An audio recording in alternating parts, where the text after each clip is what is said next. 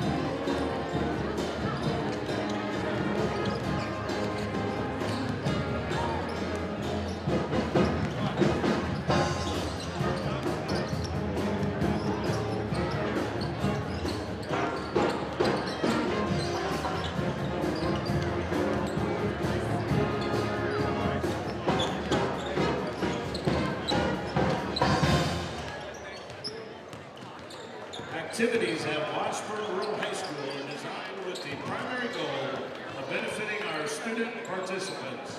The purpose of these programs is to provide a positive and enriching learning experience while offering opportunities for personal growth and development for all involved. As a Kansas State High School Activities Association member school, we are committed to upholding the values of sportsmanship and integrity throughout every competition.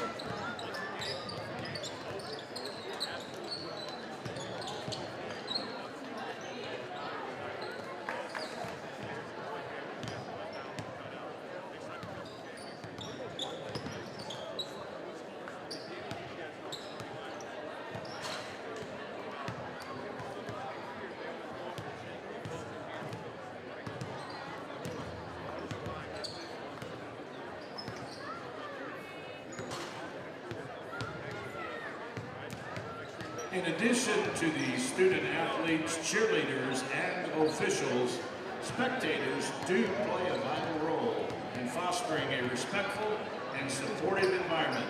Each individual is encouraged to take personal responsibility in promoting fair play, respect, and clean competition. Let's work together to ensure that all involved experience a contest characterized by good sportsmanship and a high standard of fair, wholesome competition. We wish the best of luck to both teams and thank everyone for their positive contributions to making this a memorable and respectful event.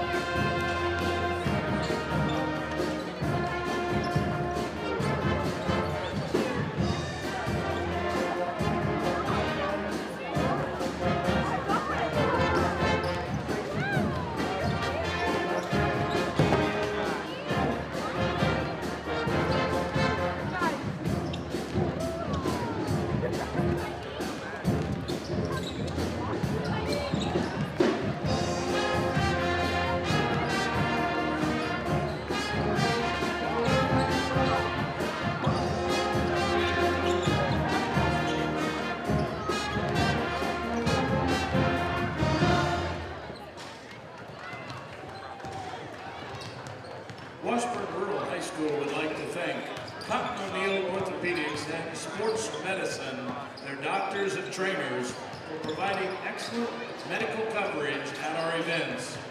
We would particularly like to thank Mr. Dustin Sweet, licensed athletic trainer, for giving our coaches and athletes the very best medical attention throughout the year.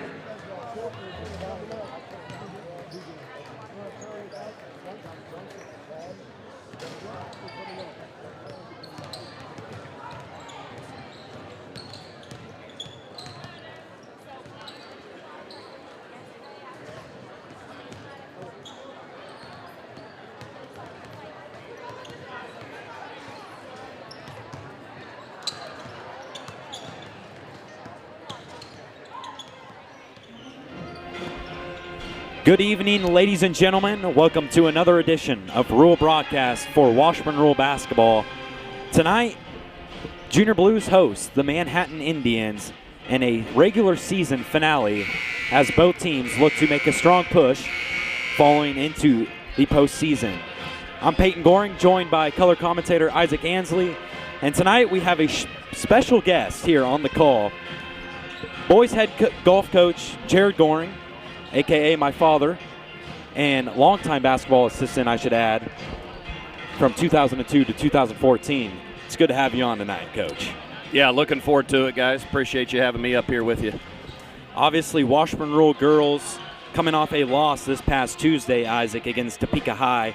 What kind of led to that loss? And they turned over the ball a lot, and they just couldn't get the baskets when they needed them. They hit a ton of threes, which kind of kept them in their game. But other than that, they couldn't get any offense inside the paint. They couldn't really handle them on defense late in that game, causing for the loss there. Coach Goehring, what would you say are some keys to V tonight for the Lady Blues against a really good Manhattan team? Well, anytime you get into basketball late in February, you're hoped to be playing your best ball of the season. So, clean game, limit the turnovers, limit the offensive putbacks for the Indians, and just get out and run and play to their strengths tonight and see where the ball falls. Who are some key players to watch in this matchup for both teams? Well, I think going in for Washburn Rural, it's going to be to see how Maddi Bahr responds, see how the knee's holding up for her, and see what kind of minutes she gets. And then freshman Brent Anderson has just been phenomenal all season. So I would start with those two for sure. Key players for Manhattan, Cat Ball, senior, and senior Delaney Larson, looking to have strong games here tonight as well. I would agree. That's the pregame show. Starting lineups will be called here by public announcer Chris Ridley. We will be back shortly here on Rural Broadcast for the opening tip.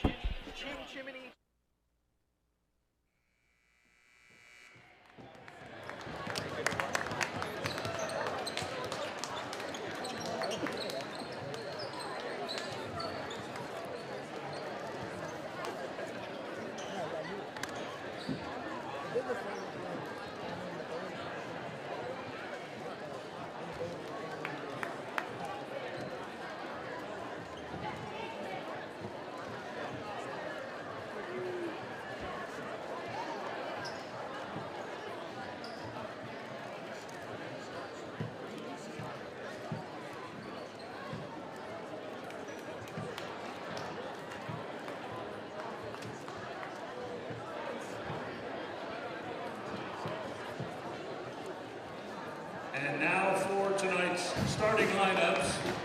First, we would look to recognize a very important crew, the blue crew, who's going to help the officials tonight with towels and water. Representing Indian Hills Elementary, we have Braylee Beavers, Tinley Coulter, and Kendall Matter. And now for our starting lineups. First, from our visitors from Manhattan, number 1, a 5'6" senior, Delaney Larson. For your Lady Blues, number 2, 5'3" junior, Rutherford. Starting for the visitors, the Indians of Manhattan, number 4, 5'10" junior, Marlena Depoussoir. 4, your Lady Blues, number 3, 5'9" senior, Ella Hershey. Starting for Manhattan, number 13, a 5'3" senior, Cat Ball. 4, your Lady Blues, number 10, a 5'11" senior, Holly Walker. For Manhattan, number 15, a 5'7" junior, Bailey Bush. And for your Lady Blues, number 15, a 6' freshman, Bryn Anderson. Rounding up the lineup for Manhattan Indians, number 33, 5'9" sophomore, Abby Banks. And for your Lady Blues, number 23, a 5'8" senior, Josie Koehring.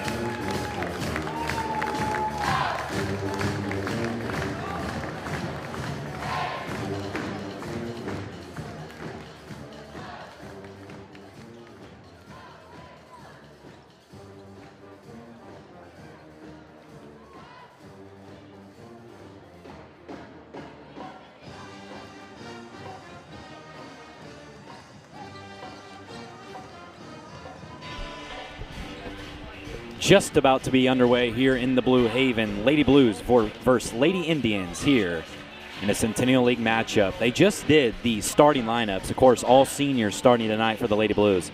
And I must add, it is pretty cool to see all of the dads for the seniors doing a little pregame starting lineup skit/dance, if you will, Isaac. Yeah, it's pretty cool.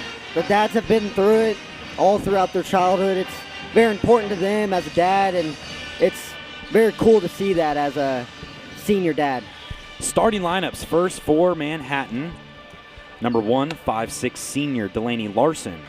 Number 4, 5'10" junior Jelena Despuor. A 5'3" senior, number 13, Cat Ball. A 5'7" junior, number 15, Bailey Bush. And a 5'9" sophomore, number 33, Evie Banks. For the Lady Blues, number 15, freshman Bryn Anderson. Number 23, senior Josie Koehring. Number 3, senior Ella Hershey. Number 10, senior Hallie Walker. And number 2, junior Brooklyn Rutherford. And we are underway here at Washburn Rural High School. Manhattan 17-5 on the season. Very impressive. Head coach is Scott Mall, 35 years at the tenure for the Indians. As a steal here by Hershey. Good start here on the defensive side for the Lady Blues. Koehring drives baseline. Nice pass inside to Walker. Has it stripped away by Cat Ball. Here's Larson on the drive. Her right-hand floater rattles home. Josie Koehring's first game back this week, I must add, after not playing Tuesday due to an illness. I think Lady Blues kind of missed her defensive presence in that matchup. Oh, 100%. She's the anchor. She's the only one who's talking out there on the defense, kind of the defensive captain. Larson on the floater. It's good through contact. Kind of landed awkwardly. And we're going to have a stoppage of play. Hopefully Delaney Larson is okay. We're going to take a quick break here on Rural Broadcast.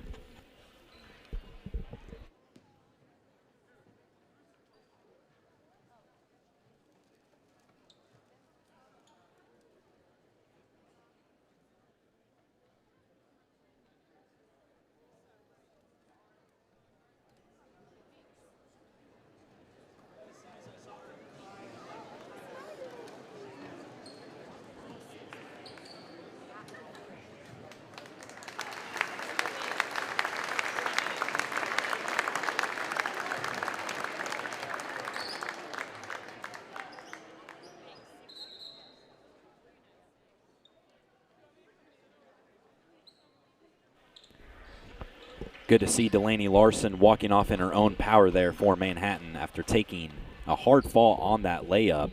Coach Goehring, you had something to add for the Lady Blues on the defense side. Yeah, Larson starting the game very strong, getting downhill both of those drives, got into the paint, just uncontested layups right now. Junior Blues going to need to clean that up. Little full court pressure there by Manhattan. Hershey has to save it. Throws it over to Anderson. One more to Koehring. She'll try a wide open three. Way short, and the ball will fall out of bounds in favor of Manhattan. Yeah, and Peyton, we've seen that the Lady Blues have struggled with that full court offense, just trying to break it and then trying to find offense in the half court. And we're seeing a start to this game that they're struggling with it so far. Checking in for Manhattan, number 12, Avery Ingram, as a three-point attempt is just strong there by Bush. We have a foul going the other way. It's going to be on number 13, Cat Ball, or excuse me, 12, Ingram.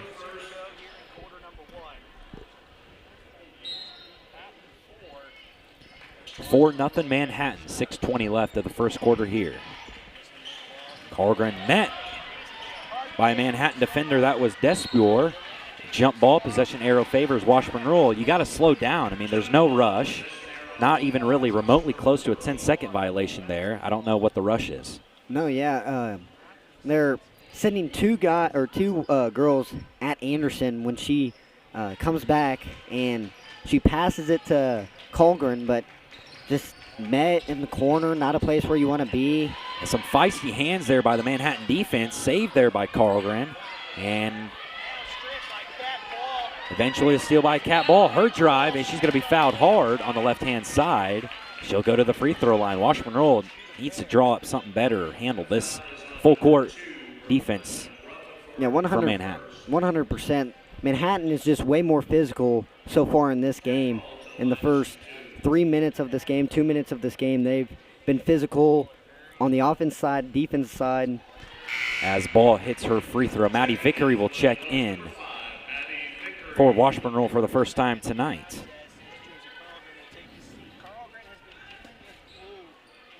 If the season ended today for Washburn Rural, they would be the 6th seed in the West of Class 6A, looking like they would host Dodge City and eventually making a second-round trip to Liberal.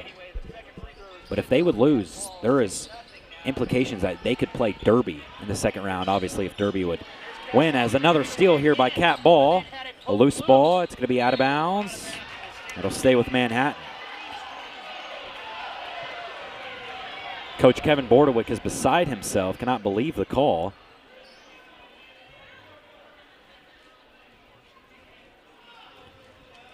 Long discussion, and it's going to be Lady Blues basketball. Good call.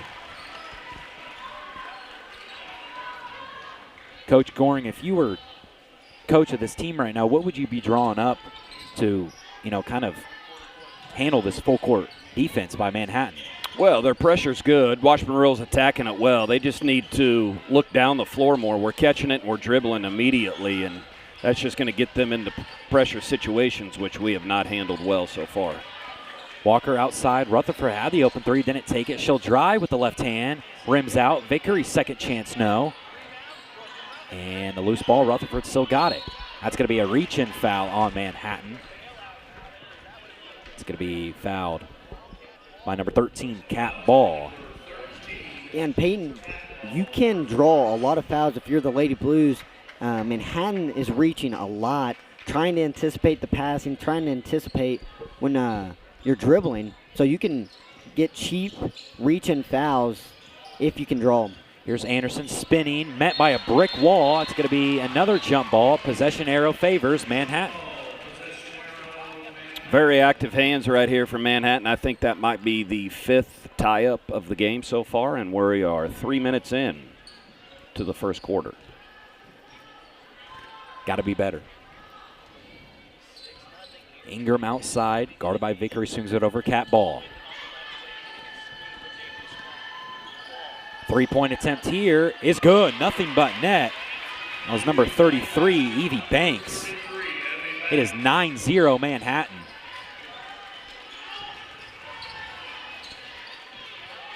Here's Anderson, gets it cross court. Vickery saves it from going out of bounds. Walker on the drive. One more. Anderson, wide open three. Bullseye. It's good. Brent Anderson from the assist from Hallie Walker.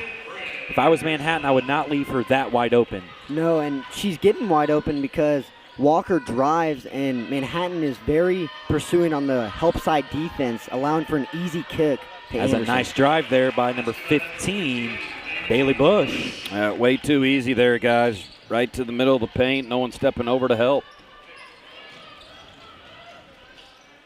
Rutherford cross court gives it Vickery in the right corner. Ball was tipped, and it'll be Manhattan ball off the turnover. Banks in transition, finds ball. One more Ingram, her three-pointer. That won't go. Offensive rebound and thrown out of bounds. Nice heads-up player there by Despour, throwing it off of Hallie Walker. It'll stay with Manhattan. 11-3, Indians lead, 3:38 left of this first quarter of action.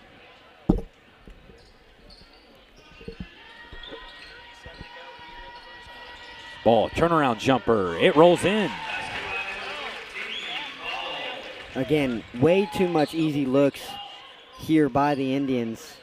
Hershey, her long-range three wide open. It's good. Ella Hershey from beyond the arc.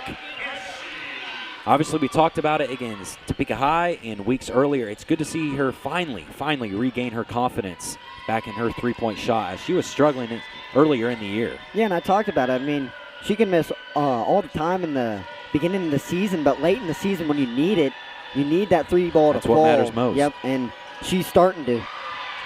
As a tip there by Vickery, saved. Here's Bush on the drive. Wild shot, no. And Rutherford grabs it for the Lady Blues.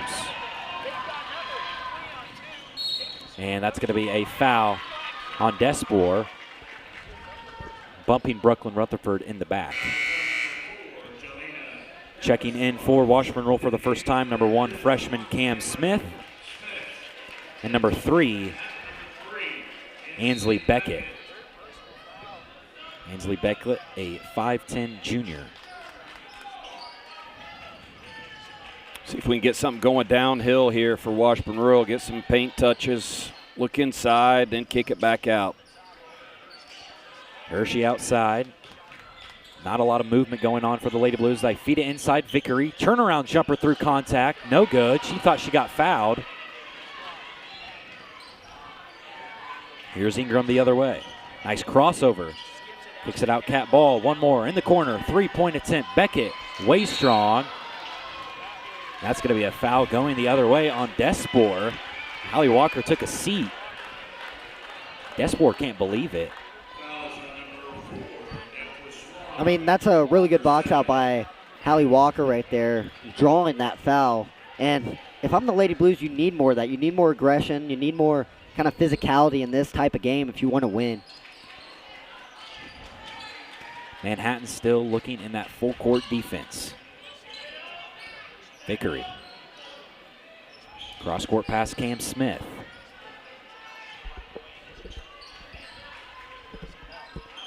Nice defense here by Manhattan. Here's Walker, now Vickery. On the drive, kicks it out. Hershey, wide open three. Too strong, offensive rebound, Walker. And thrown out of bounds. It'll stay with the Lady Blues. How about Hallie Walker on the second chance there? And again, just a hard rebound, good physicality, allowing for the second chance rebound. Yeah, great job by Walker there, battling on the boards, keeping her in. Anderson looking to drive, kicks it out. Smith. Post entry to Walker. That's going to be thrown out of bounds, but it'll stay with the Lady Blues. I just don't like that pass. That's definitely a force. There's no need for that. Yeah, and if you're going to pass it inside like that, you'd rather it be a bounce pass. Right, or where she has positioning. Yep. I don't even think Walker was ready for that. No, not a very good angle on that pass at all, guys. Anderson, one more Smith. Driving in Vickery, and that's going to be a jump ball. Possession arrow favors Washburn Rural. And Lady Blues, little lost right here. Better job of getting downhill, attacking off that end out there for Washburn Rural. But again, bringing the ball down too low, and Manhattan's doing a great job of digging those out. Vickery outside, tries an open three. No good.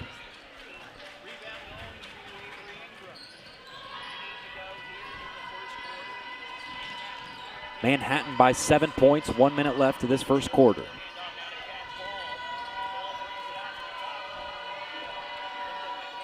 Cat ball outside, now Ingram. Here's Banks on the drive. Nice spin move, but I think she hopped. That's going to be a travel. Nice defense there by Anderson, staying disciplined and not falling for the spin. Checking in for Manhattan. Good to see her back in the game. Number 1, Delaney Larson, after taking a hard fall earlier in the first quarter.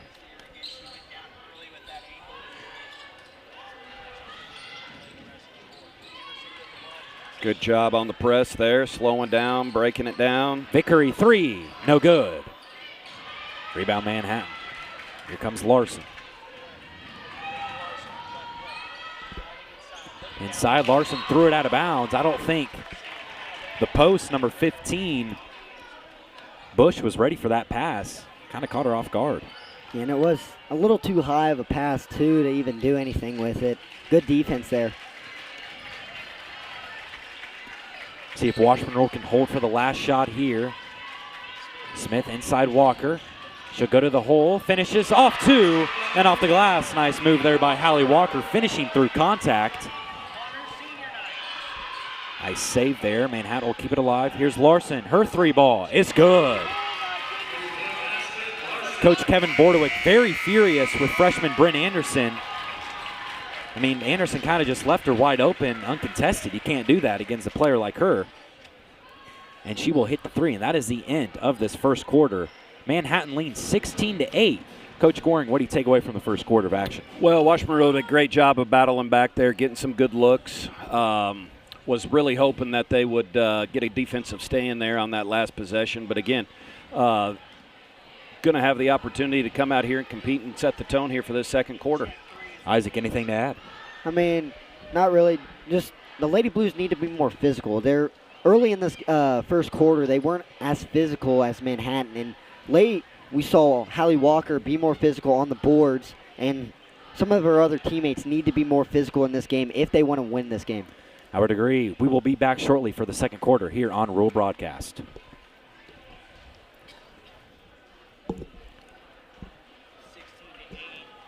Start point.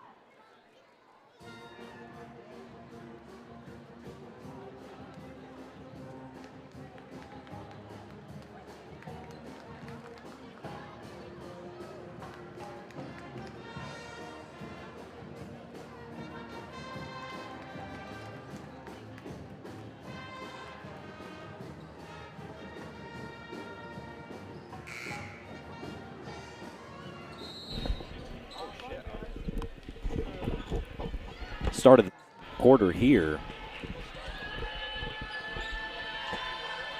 Nice end of the quarter shot there by Larson to improve the Indians' lead to 8.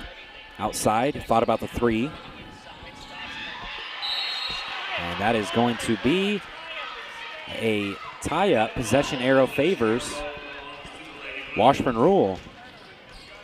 Yeah, and that's just really good help side defense by Walker to get the tie up and get the ball back to the Lady Blues.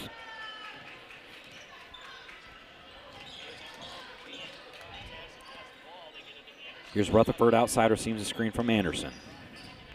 Cargren trying to feed Walker, they do. Inside, off the glass, it's good, and 1. And that's exactly what I was talking about in the break. Just be more physical, getting it inside, and just finishing through contact. Game's easier from there. Great job by Walker. I tell you what, she's been the spark so far defensively and offensively here with 2 easy putbacks at the offensive end. Free throw does not go in, but it falls right into Hershey's hand, and she puts it up for 2. And Washburn Rural is within 4.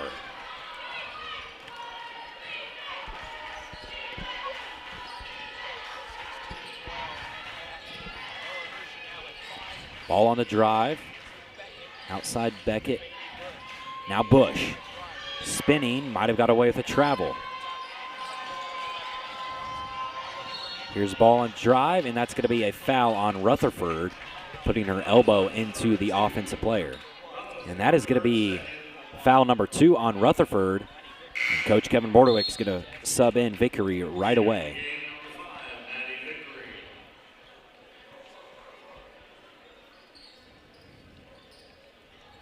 Larson to inbound it, nice play. Banks did not take the shot though.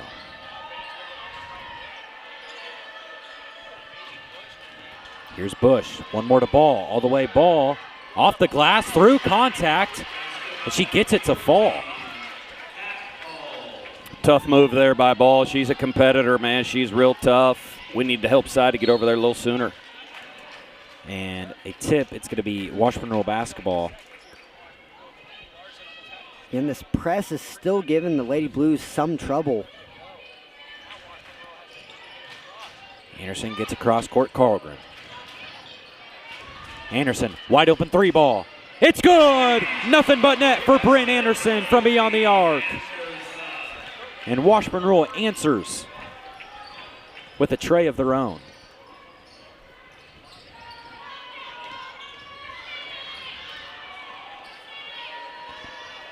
Banks outside, step back 3, just too strong. Hershey grabs the rebound.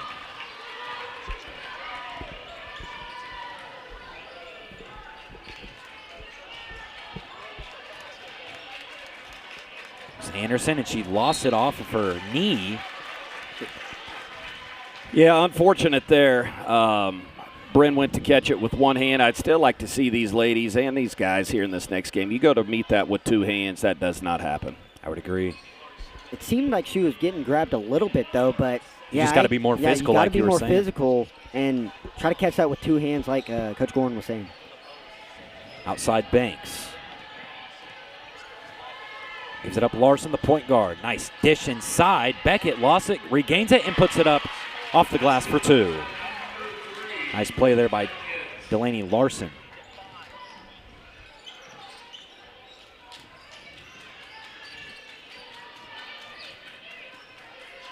Indians by 5 here in the Blue Haven.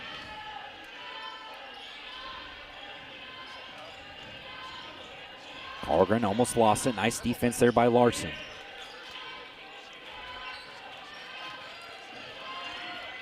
Not a lot of movement here from Washburn Rural as it is getting late in the shot clock. Hershey's going to have to hoist a 3. In and out.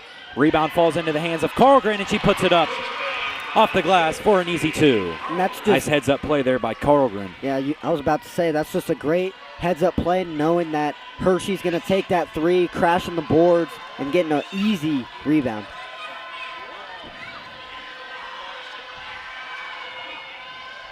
Larson, and it gets taken away from Carlgren.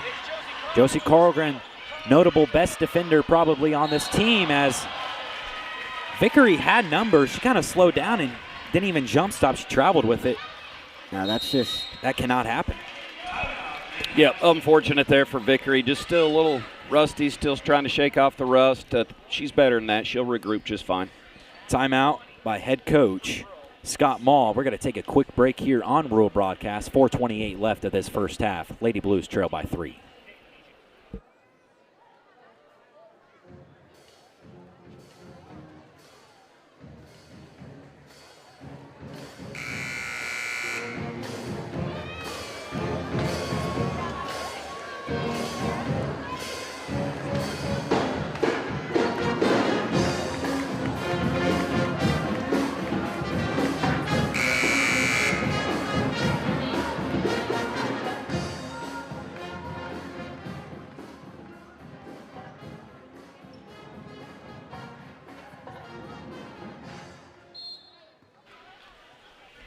.28 left of this first half of action. Manhattan leads Washburn Rural by 3 points here, 20-17. Banks gets position on Anderson, puts it up for 2. That won't go. Nice contest there by the freshman Anderson. Yeah, and a good job by Anderson not coming down, drawing the foul. Her hands are straight up. Vickery hoists a 3. No good. And a wild fall there by both teams. Hershey's floater short. And we're going to have a reach-in foul called on Larson. She can't believe it, nor can Manhattan's crowd. Yeah, we got people falling all over on the court right now down here at this end, guys. We need to stay on 2 feet and learn to play under control. Checking in for Manhattan, number 12, Ingram.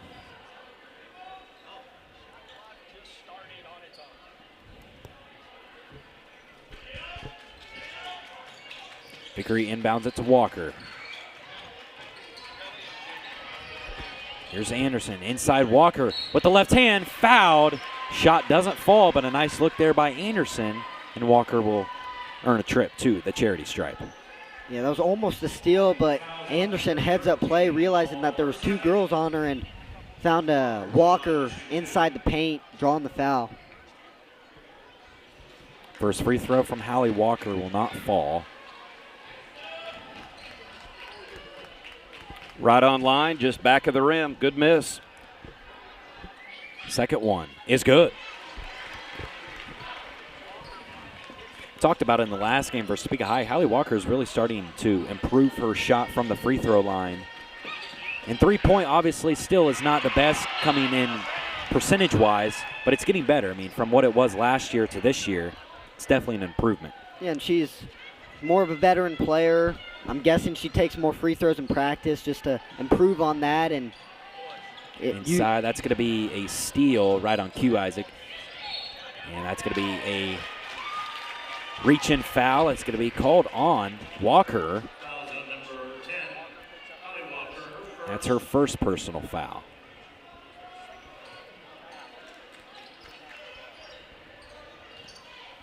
Outside Bush.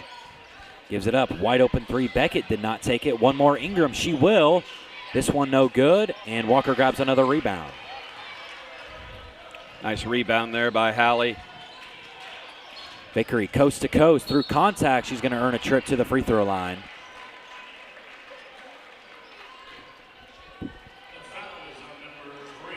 Foul is on number 3, Beckett. That's her second personal foul. That'll send Maddi Vickery to the free throw line, having the chance to tie this game.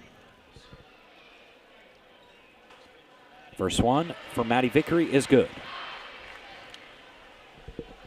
Yeah, great drive there by Vickery. Still would love to see her go off 2 feet, but man, what a great drive. Getting a chance to earn 2 free ones here at the line. Boussoir will check back in for the Indians. And she did a good job of drawing the contact and getting fouled, putting it up.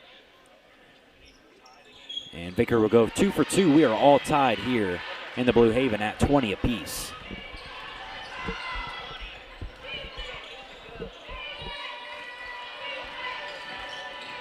Here's Bush, gives it up Ingram. Swings it over Cat Ball, top of the key. Ball on the drive, one more. Three-pointer is good. Bush wide open in the corner. That was a nice drive by Cat Ball, kind of creating that wide open space. Yeah, that was just good offense.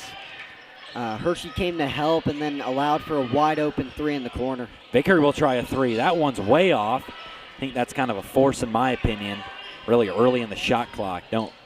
Not a big fan of that shot. No, you don't need it. Set up your half-court offense because your half-court offense has been beating Manhattan's, and just I don't like that shot. Larson on the drive to Ball. Her three-pointer in the corner. It's good. And Manhattan surges back to a 6-point lead. Yeah, game of runs right here. Manhattan on a little 6-0 run. Back-to-back three-pointers. Junior Blues need an answer. Anderson has stepped through. She's going to be fouled. And the whole Manhattan crowd and bench was calling for a hook. And honestly, I think they had a case for that, as Brent Anderson probably got away with that one.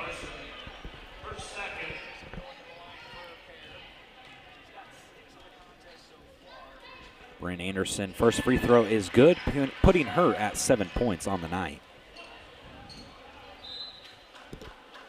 Checking back in for Manhattan, number 33, Banks.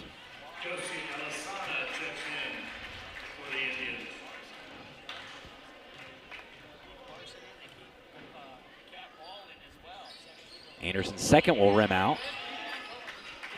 In a game like this, I think we can all agree those points are very valuable. You have to have every free throw. Yeah, free throws are just free points that you could have when you get fouled, and not getting them to fall is crucial in games like this. Post entry inside. Nice save. That's going to fall into the hands of Banks. Those 50-50 balls Washburn Rural is going to have more of. As a steal there by Vickery. Here's Vickery, gets it tipped out of bounds, and she last touched it. Pitch it ahead. I mean, you got numbers. That's where you pitch it ahead. Yeah, I agree. You had, it seemed like 3-on-2 with a cut, and you could have keep your eyes down the court and get a pass.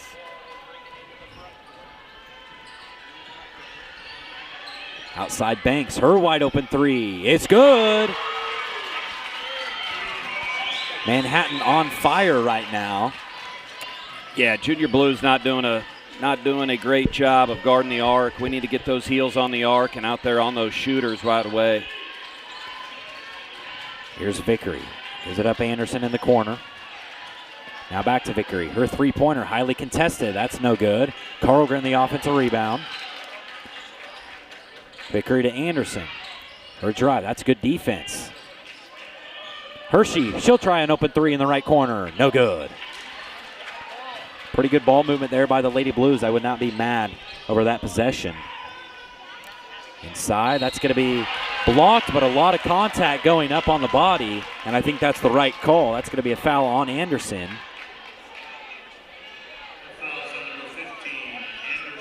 That'll send Bailey Bush to the free throw line. Yeah, sorry, Peyton. Absolutely a lot of ball on that, but a little lower body is what drew that foul for her. First one, Bush will fall. Checking in for Manhattan, number 11, Tess Henry, seeing her first action tonight, 5'4" senior.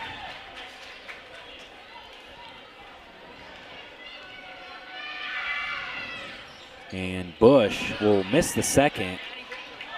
Lady Blues trail by 9 here, about 34 seconds left in this first half of action. Anderson, long range, wide open three ball. It's good! A big time shot there from the freshman Bryn Anderson. She's got 10 points in this game. And that's just a really good drive by her. She had great relocation by Anderson for the deep three. Yeah, that one was deep, guys. That had to be NBA range. That's got to be her second or third one of those in the half. 7 seconds remain here. Manhattan holding for the last shot. Inside Bush. Gives it up. Ingram at the buzzer. Blocked by Vickery. And that is the end of the first half here at Washburn Rural High School. Manhattan 30. Washburn Rural 24. Gentlemen, what do we have to take away from the first half, starting with Coach Goehring? Well, great job there getting that last three to fall.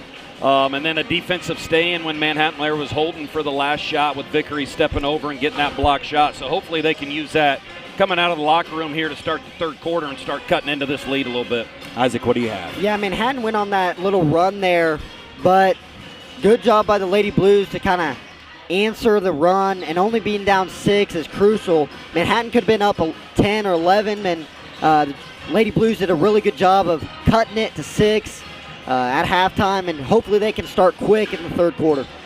Second half coming up shortly here on Rural Broadcast.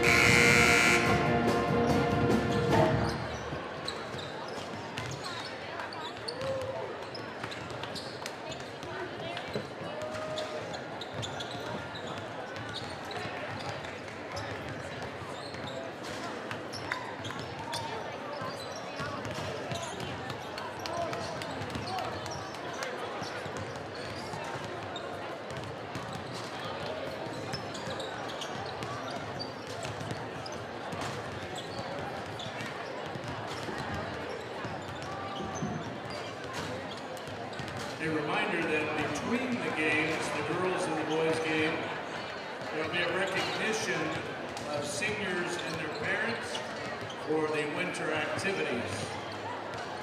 Between the games.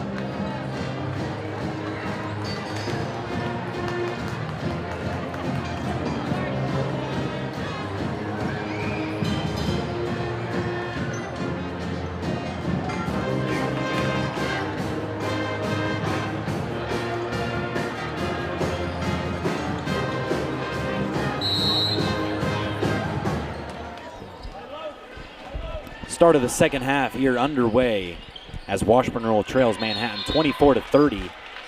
Leading scorer for the Lady Blues first half, Brent Anderson with 13 points and 4 3-pointers. Yeah, start the second half with another jump ball. So I think the possessions now is at 8 jump balls tonight in the girls' game so far. That's a low number.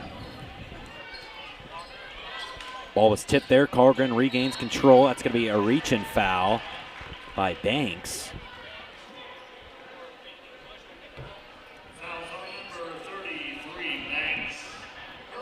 That's Banks' first foul of this ball game.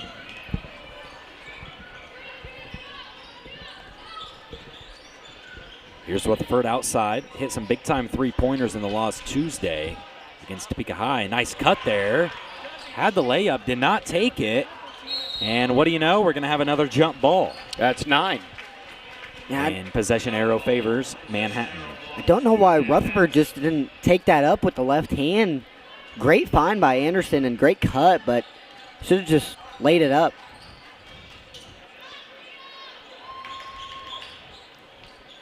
Calling for it was Despour inside. They didn't find her. Here's Larson. Hand is off to Cat Ball. Now Bush.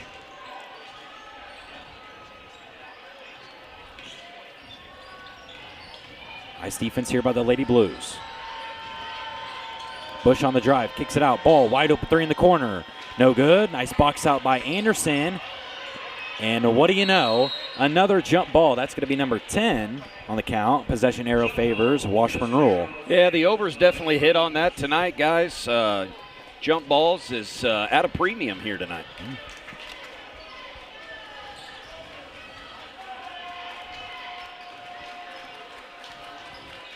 34-20 still here.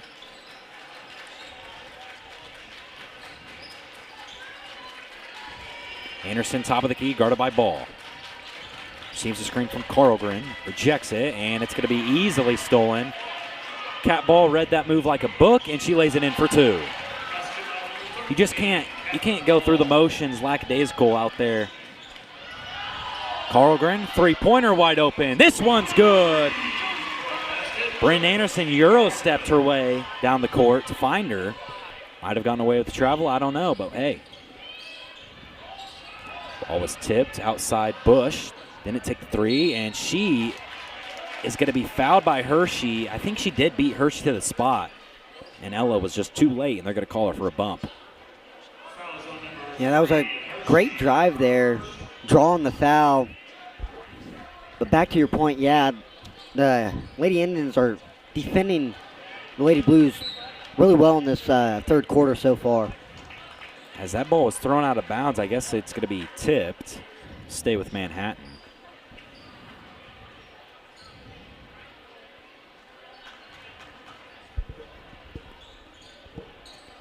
Might be first to 50 wins here tonight.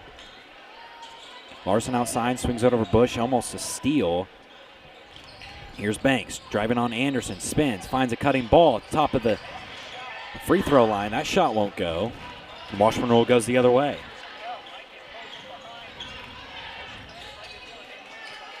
Koehring calling for it, feeds Hallie Walker inside. Now right back to Koehring. Her three-pointer just too strong. Nice little two-man action from Walker and Koehring. Inside Despour, what a find from Banks in transition. No hesitation, and Despour laid it up for two. Yeah, that's good transition basketball right there from the Lady Indians, and honestly, not bad offense from the Lady Blues on that last possession. Just couldn't get it to fall. Hershey top of the key right now. Now Anderson. Anderson kicks it out. Rutherford, she'll try a wide open three. This one's strong. Spacing really wasn't well. Look at the Indians running the floor as an easy layup is good there by Bush. And Coach Kevin Bordewick wants his first timeout of this second half. Just, you can't let that happen. You got to get back. I know they were probably cherry picking a little bit. But now Manhattan leads 36-27. Coach Goehring, what do you take away from those couple last minutes? Well, a lot of long three-pointers being attempted here by the Junior Blues. Leads to an easy first pass and the fast break. And too many transition points right here by Manhattan. 3 layups, 6 points in there to Washburn Rural's 1 3-point field goal is all we have cooking here in the third quarter. See if the Lady Blues can respond. After you cannot go down, 9 points is a big deficit, but you cannot go down more than anything from 10 to a team like Manhattan. As it appears, they're not going to pick up full court. Here recently, Washburn Rural's been having freshman Bryn Anderson bringing the ball up to get the offense initiated. Let's see if that follows suit here. Vickery gets it taken away. Trying to split 2 defenders, that's really never going to work.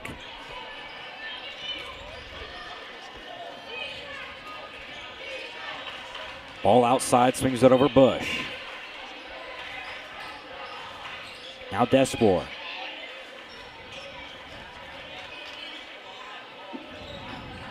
.14 seconds left on the shot clock. Nice defense here by Washburn Rural. Now Larson guarded by Koehring closely. On the drive, nice give and go to Despour for the easy 2. That's just a great find, great vision. Yeah, just getting downhill, getting in the paint, and drawing that second defender. Just an easy dish and layup for the Indians. Washburn Rural needs some good offense here, searching for a basket.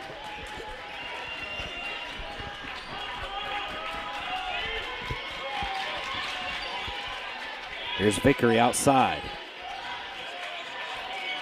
She'll spin, she'll take it to the rim, gets positioning and is fouled hard. Going up for two, Manhattan doesn't agree with the call. From our angle, it looked like there was a lot of ball. But of course, we're not complaining. Yeah, good take there by Maddi. Went up strong with 2 feet, lower body got her, which drew the foul.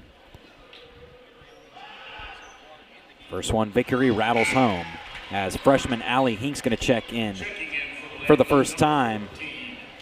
Yeah, but Peyton, I would like to see more movement on the offensive side. The Lady Blues aren't really moving. Maddi Vickery caught that in the corner and kind of got trapped. She spun out of it, which was good by her, but other than that, just not a lot of movement. Not a lot of good offense going on right now. I would agree. Lady Blues trail by 9, 3:31 left of this third quarter. Needing some stops here on the defensive side.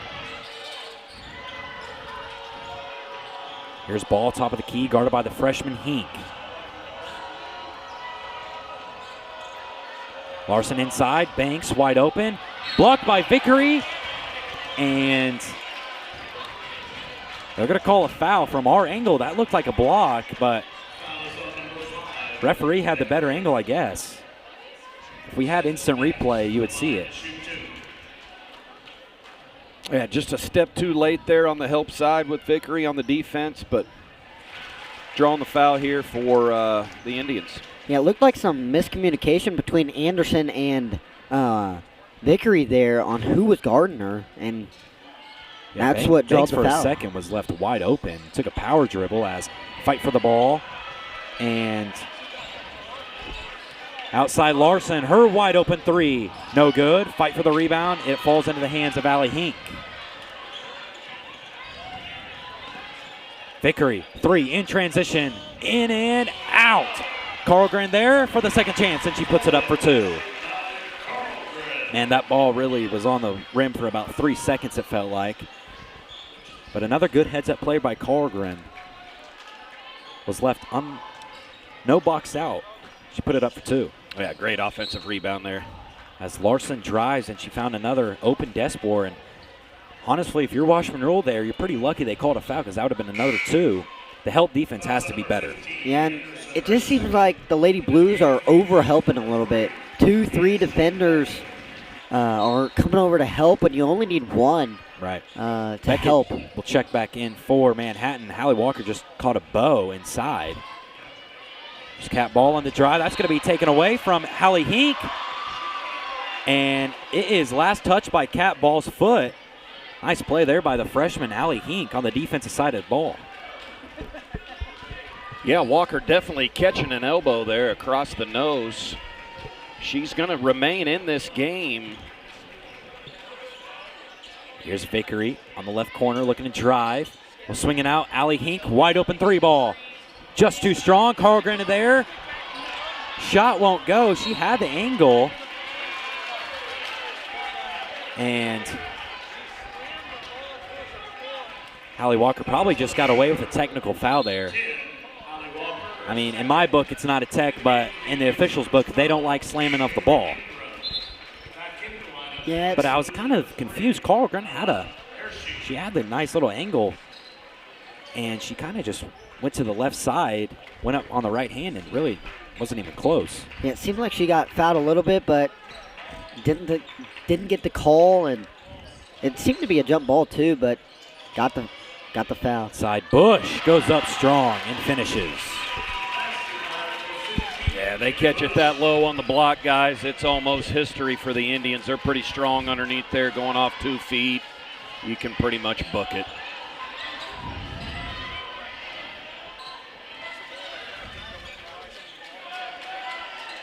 Almost a steal there by Ingram. Here's Anderson, swings it over Vickery. Wide open three ball, too strong. And another foul on Washburn Rural. That's going to be on Carlgren. And that's going to send Manhattan to the free throw line, as that is team foul number 5.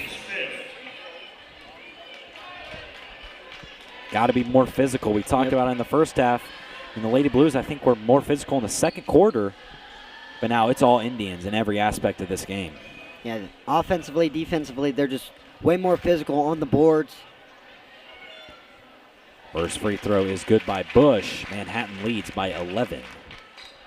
Junior Blues 1 for 6 to start the third quarter behind the arc, while Manhattan continues to shoot layups and free throws. Second free throw won't fall. Ball will fall into the hands of Anderson. 1:23 left of this third quarter.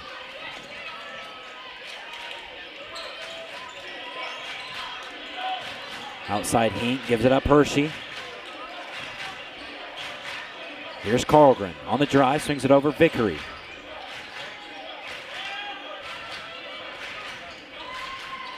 Hink, now Hershey. Hershey's floater left it way short.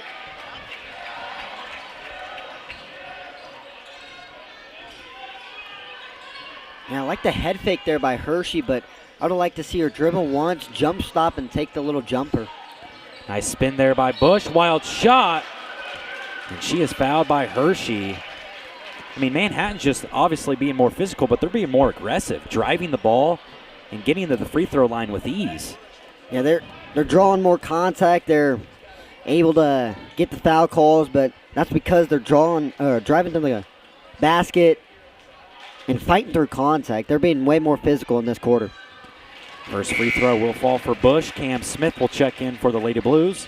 And for Manhattan, number 33, Evie Banks.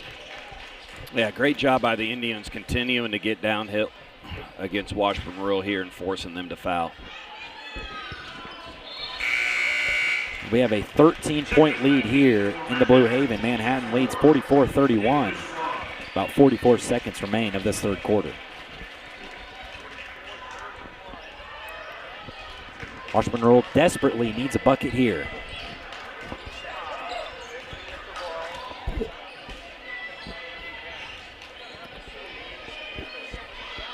Not a lot of movement at all for Washburn Rural. I mean, it looks like they're trying to play one-on-one. Hershey, her floater highly contested. It will fall. Big shot there for the Lady Blues, but can they get a stop before the quarter ends?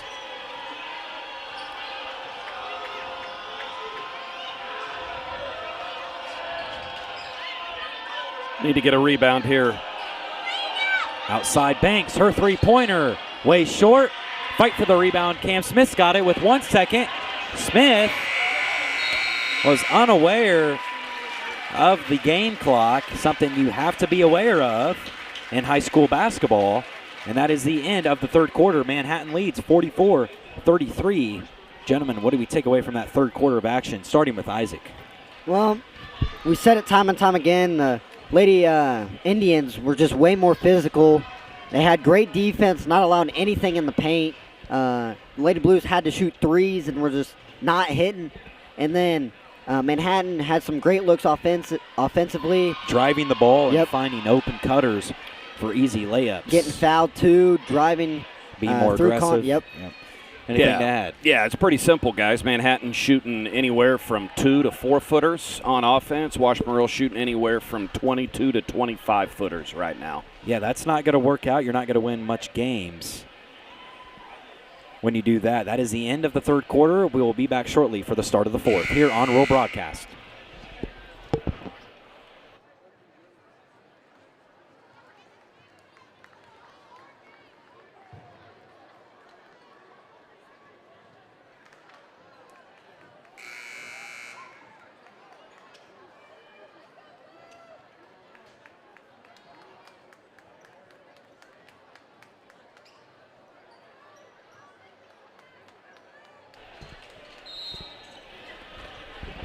Start of the fourth quarter underway here as Manhattan leads 44-33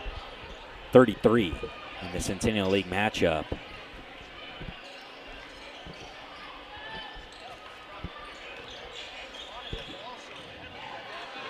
Larson outside, finds a cutting Ingram, gives it up. Despor wasn't ready for it, but Banks relocating. Her three ball is good. A lot of defensive breakdowns starting to pile up for Washburn Rural as they trail by 14 points here.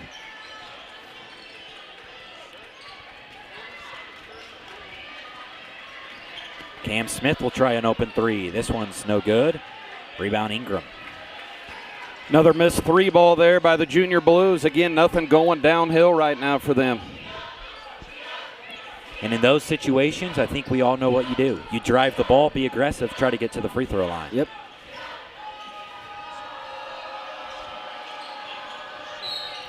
And that's going to be an offensive foul on Bahr. Peyton, if I'm the Lady Blues, on this next possession, you got to find Anderson and you got to find Vickery. I would like to see a little two-man action with them, a little high-low or a little screen and roll, kick out. Yeah, I mean, get some ball screens involved. Yep. I mean, there's really no movement. So here is Vickery.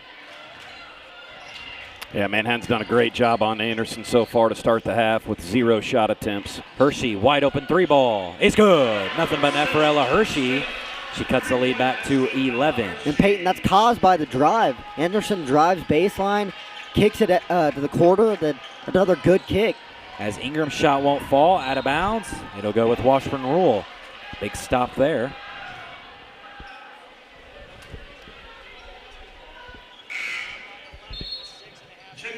Checking back in for Manhattan, number 13, Cat Ball replacing number 12, Ingram. See if Washburn Rural can get going downhill again here offensively. Leads to a couple kickouts. Here's Smith. She'll look to drive with the left hand. It was there, but just missed it, and it's not a bad take in my opinion, especially because she's a left-hander. Yeah, she's just got to use the glass. She tried to just swish it. Got the backboard to help you out and just didn't use it. 6:03 left of this game. Here's Banks outside looking to take Vickery to the hole. Swing it out to Cat Ball. One more Larson.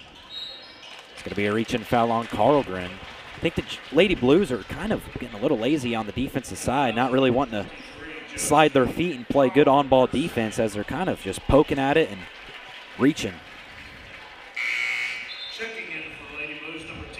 Yeah, that's caused by just being in bad position, having to close out heavy because of the three, and then when they drive, you're just in a bad position.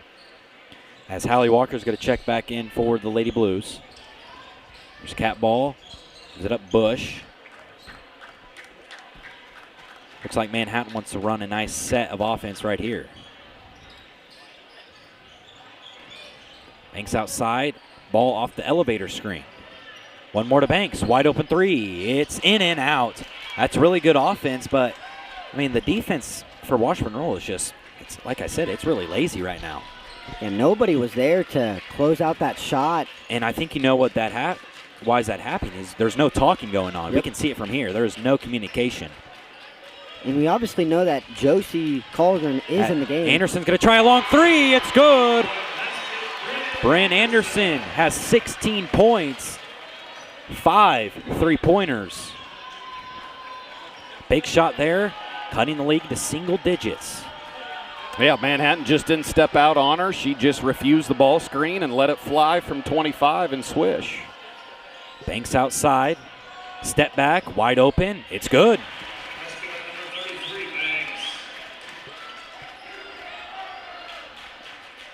Yeah, great offensive play there by Banks. Obviously a very talented sophomore there for the Indians. Really only going to get better as the year comes on. Here's Hershey outside. Gives it up Smith. Corner three wide open. It's good. Cam Smith from beyond the arc. And the Lady Blues answer with their own three. They trail by 7. 4:14 left of this one. Yeah, but Peyton, the Lady Blues got to play good defense here. It's back and forth, but the Lady Blues just can't get any Ball kicks defense. out. Banks three. No, they caught a lucky break there. Washburn Rural. It was a little bit of a better closeout, though, I will say, Peyton. Hershey, pump fake, her three. No good, not even close. As Cam Smith took out a cheerleader trying to save that ball. Nice hustle by her. Yeah, it's a little tight down there on the baseline, guys, with those bleachers, so Cam just decided to wipe out two of them as she went. Checking back in for Washburn Rural, number 5, Maddi Vickery.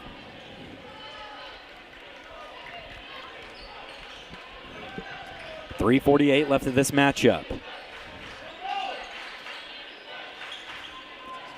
Despor screening for Larson. Blocked by Vickery. Here's Banks, and she traveled with it. Yep.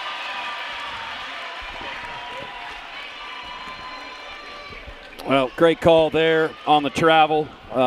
Clearly makeup call after that missed illegal screen there at the top of the key by the Indians. So good break there for the Junior Blues. It's going to be a timeout on the floor here. Junior Blues trail by 7. We're going to take a quick break here on Rural Broadcast.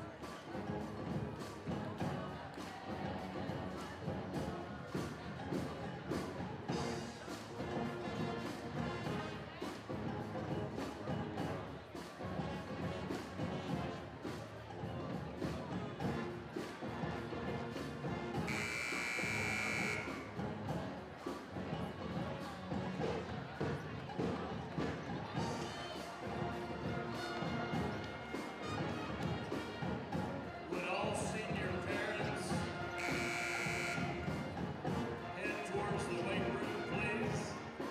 Senior parents and participants. 3:38 left in this matchup. Lady Blues trail 42-49 to conference rival Manhattan. Grant Anderson outside.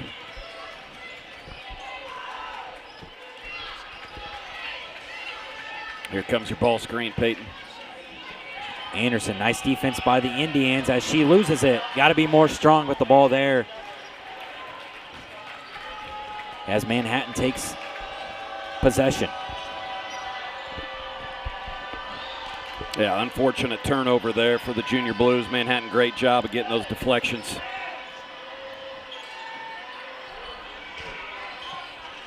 Inside cap ball, wild shot, and that's going to be out of bounds. Washburn Rural ball. I think that's a good no call by the ref. She just forced a wild shot without even looking at the basket. And she kind of forced that shot into the defender there. Lady Blues need a big basket here.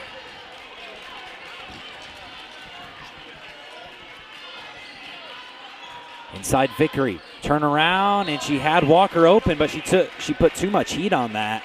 That's a nice little dish. Yeah, that was a really fast, hard pass, and another turnover for the Lady Blues when an open shot was right there. Yeah, got to capitalize on those. You had that look. Great cut there by Walker. Outside Larson. See if Manhattan wants to chew some clock here. They lead by 7.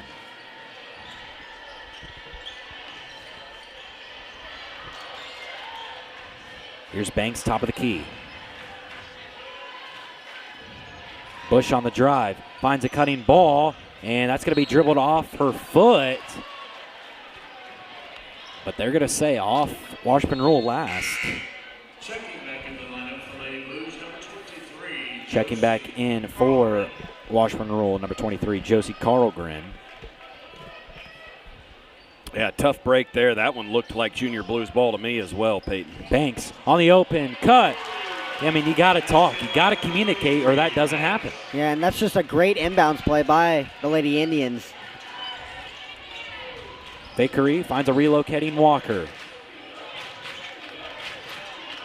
Now Hershey, her wide open three, top of the key. Just too strong. Carlgren for the offensive rebound, and that's going to be thrown away. Comes Banks, coast to coast. Layup is good. She has been the difference maker tonight for this Indian ball club. And it's just... As a timeout called by head coach Kevin Bordewick as his team trails by 11 points.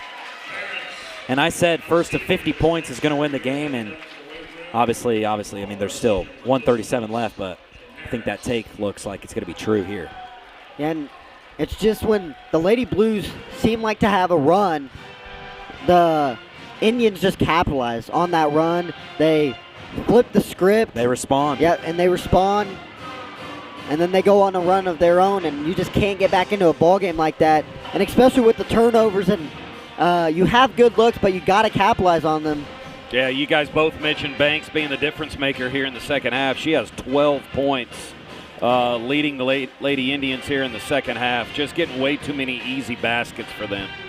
An unbelievable performance by the sophomore here in a game like this. And I kept saying it, it's communication, not just in basketball, but communication is always key. Yep. And we're not seeing a lot from it from the Lady Blues tonight, and that's why they trail by 11. A lot of defensive breakdowns in the second half. Yeah, and we mentioned that Josie Kohlgren is that glue, kind of the talker on that defense, but she is still dealing with the sickness. Maybe can't talk as loud or can't talk as much with her throat or whatever, but yeah, no excuses.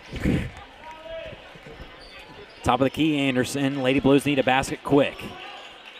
They'll feed Anderson, and some great help defense there by Larson. She read that like a book. Here's Bush on the drive, and Larson's going to hold it and take some time off. As Manhattan looks in control here and looking to improve on 18-5 on the regular season. It's going to be a foul on Anderson. Yeah, one team foul. That gives us two there, Peyton. We need to really be blitzing the basketball and getting these team fouls caught up to where we can get these Indians to extend the game at the free throw line. And I think Coach Kevin Bordewick might say that to his team here in this timeout huddle, as Manhattan coming into this game averaging 61.5 points per game. So it's not like Washburn Rural has been bad defensively, but there's just been a lot of breakdowns and a lot of, mistakes, as you will. Yeah, there's been a lot of turnovers, just careless turnovers, especially early in this game and then late in this fourth quarter, and then just lack of physicality and then just missed opportunities. And then a lot of three-pointers. They've taken a lot of three-pointers, which I know that's their game, but you got to try to get it inside in the paint to capitalize on some of these runs, and they just haven't been able to. 1:05 left of this ball game. Of course, coming up after this game, we're going to do senior ceremonies, and then we'll stay on air after that.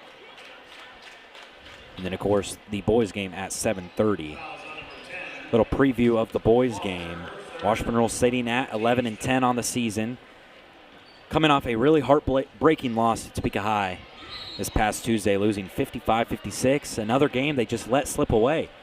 And it's not one of those games where they led by a lot, Isaac, like the Hayden game, like the Emporia game, or Blue Valley game. It's just, it was a game they should have won. They know they should have won, but they just couldn't capitalize and win that. But right now, if the season ended today for the Junior Blues men's team, they would be 8th seed in the West of Class 6A. And guess who they would play in the first round of playoffs? Topeka High. Topeka High. Wouldn't that be something? Yeah, and I will say, Peyton, playing a team 3 times, it's always tough to beat them 3 times in a row. And so I feel like Washburn Rural has the edge over them. One thing, the students want revenge, but of course the whole team, coaches, players, they want revenge on Topeka High because it's been a long time since they've got swept 100%. By the Trojans. As here's Smith. Bring it up in the half court. They trail by 13, 50 seconds left of this one. Hershey on the drive. A lot of contact, no. Walker on the offensive rebound. She's going to be fouled hard. Peyton, back to the girls. It seems like the girls are going to drop, maybe having. Yeah, they're going to drop to 15-8 on the regular season. And we'll have to see what plays out in the postseason. Obviously, you're going to host the first round playoff game, but as Walker lays it in for 2 off the nice dish from the freshman Cam Smith. Yeah, great find there by Smith. It's a foul there on Anderson. Lady Blues not giving up.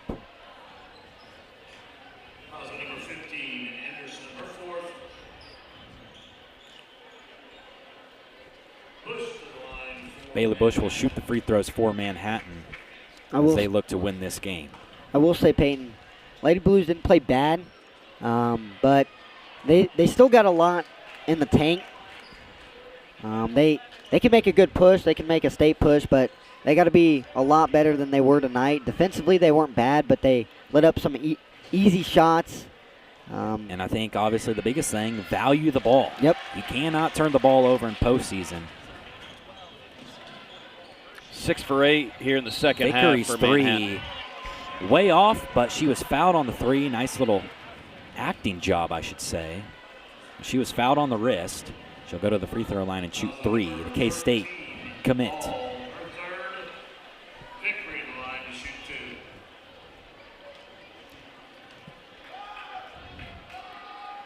First one, Vickery, too strong. Really not has been her night. No, just seems a little off tonight.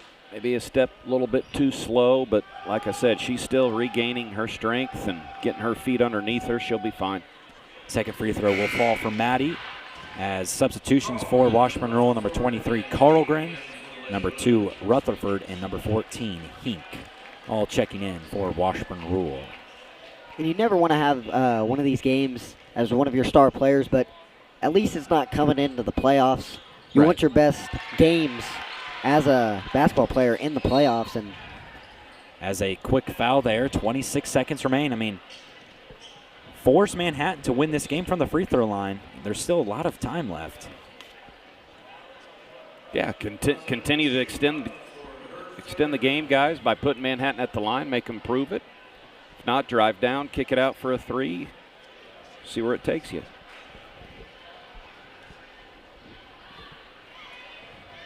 Ball's first free throw rattles home as Smith, Hershey, and Anderson will check back in.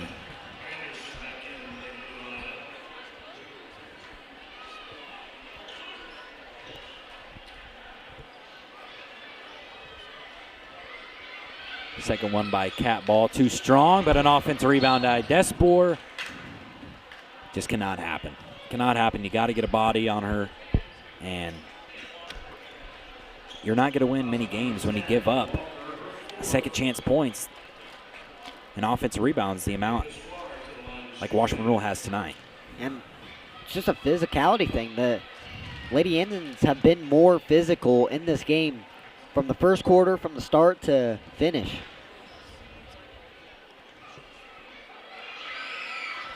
A wise man once said, a lot of teams like to visit physicality, but if you want to be good and great, you got to live there. That wise man's Colin Klein. It's a foul there, or excuse me, knocked out of bounds. Just dropping quotes. Here's Smith outside. As a foul there by Ball. She wanted the steal. She can't believe it. But I got good news for her. Her team's still going to win this game.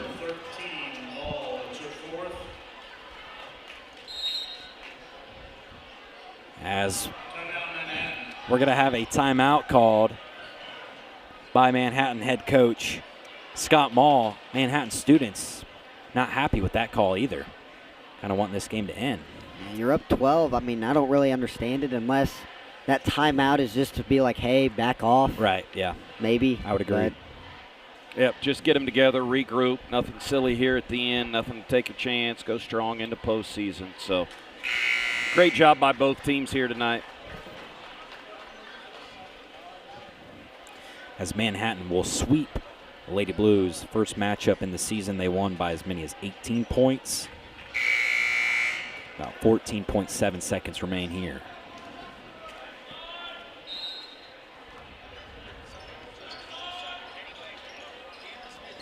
Bryn Anderson off the inbound. A lot of contact. They're not going to call a foul there.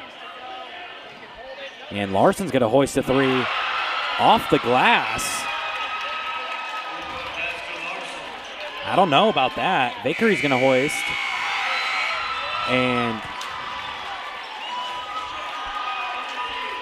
I think there had to have been something for Larson, right? I mean, was it for 1,000 points? It had to be some type of milestone because this whole Manhattan's crowd is going crazy right now. Had to have been some type of milestone, so congratulations to her, as that is the end of the ball game. And we'll have to look that up and get back to you guys on that one, on what she just broke. I think you're right, Peyton. It probably was 1,000 points right there. Yeah, but head coach Scott Mall having a long conversation with Coach Bordewick right now, probably explaining.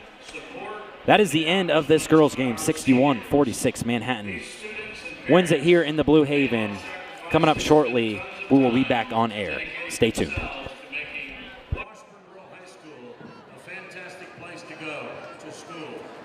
First group up, we will recognize our Dancing Blues seniors.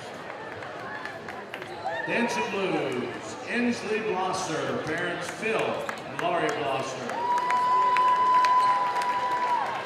Lauren Bettis, parents Eric and Laura Bettis. Ava Di Giovanni, parents Megan and Mark Schrader, Vinny Di Giovanni and Carmen Jackson. And Dancing Blue Grace Sutton, parents Blake and Joan Sutton. Now for our Air Force JROTC, Russell Parker Chapman, parents Richard and Holly Chapman. Senior Evan Garcia, parents Erica Skinner and James Garcia. Michael Leonard Jr., parents Sarah Aldrine and Kyle Long. Senior Mariah McDonald, parents Lindsay and James McDonald. Aiden Robinson, parents Jessica Wilson and CJ Wilson. And Senior Kelsey Schneider, parents Matt and Shauna Schneider. Now for our cheer seniors, our cheerleaders. Rhiannon Good, parents Sarah and Scott Good. Berkeley Kemper, parents Tara and JB Kemper. Ella Carter, parents Sean and Leslie Carter. Senior Emerson Eckert, parents Jolie Eckert and Jason Eckert. Senior Amara Hibbert, parent Kelly and Nathan Hibbert. Gracie Gobalt, parents Laurie Gobalt. Grace Asher, parents Caleb and Renee Asher. And our final senior cheerleader, Brenner Benega. Not present because they're at the wrestling match. Boys basketball, Drayden Chincharan. Parents, Azra and Dave Chincharan. Senior, John Hoytel. Parents, Brooke and Travis McKinley and Amy and John Hoytel. Senior, Kiefer O'Connor. Parents, Melissa and Larry O'Connor. Senior, Eli Replogo. Parents, Deanne and Andrew Replogo. Senior, Simon Rowley. Parents, Simona and Michael Rowley. And senior, Connor Schomlaw. Parents, Michelle and Mark Schomlaw. And our last group, our girls basketball seniors. Senior, Josie Carlgren. Parents, Mariah and Kevin Carlgren. Senior, Ella Hershey. Parents, Kristen and Scott Hershey. And our final senior, Holly Walker. Parents, Lacey and Scott Walker. Thank you on behalf of Washburn Rural to all of our senior participants and their parents. Another round of applause for all these dedicated individuals. Thank you.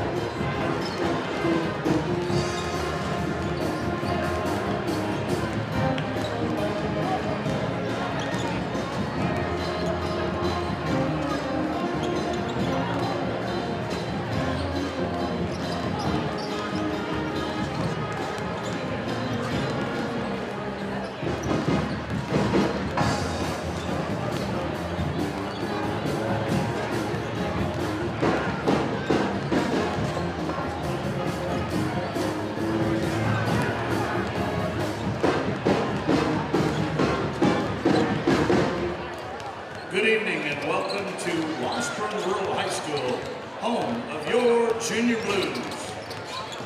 Tonight we welcome the Manhattan Indians, coached by Benji George. Your Junior Blue coach, Coach Alex Hutchins.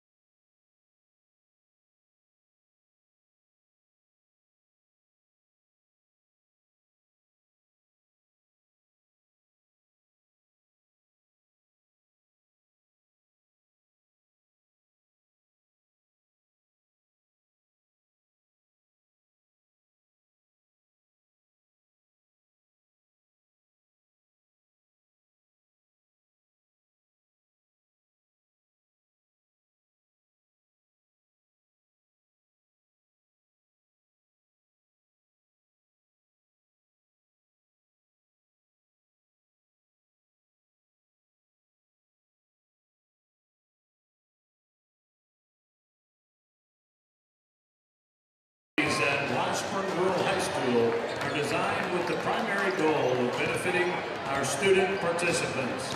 The purpose of these programs is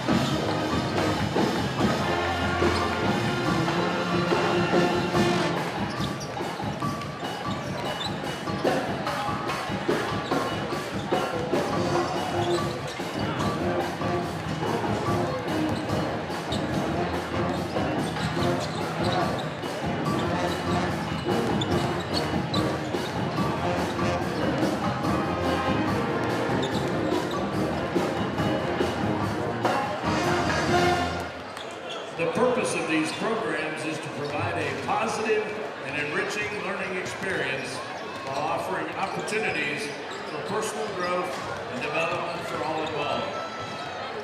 As a Kansas State High School Activities Association member school, we are committed to upholding the values of sportsmanship and integrity throughout every competition.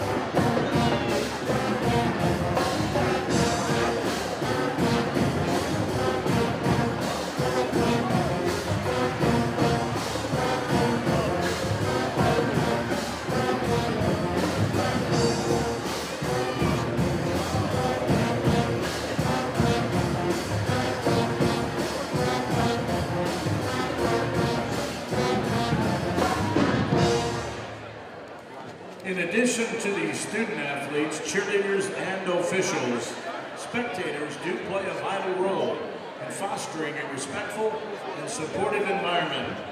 Each individual is encouraged to take personal responsibility in promoting fair play, respect, and clean competition.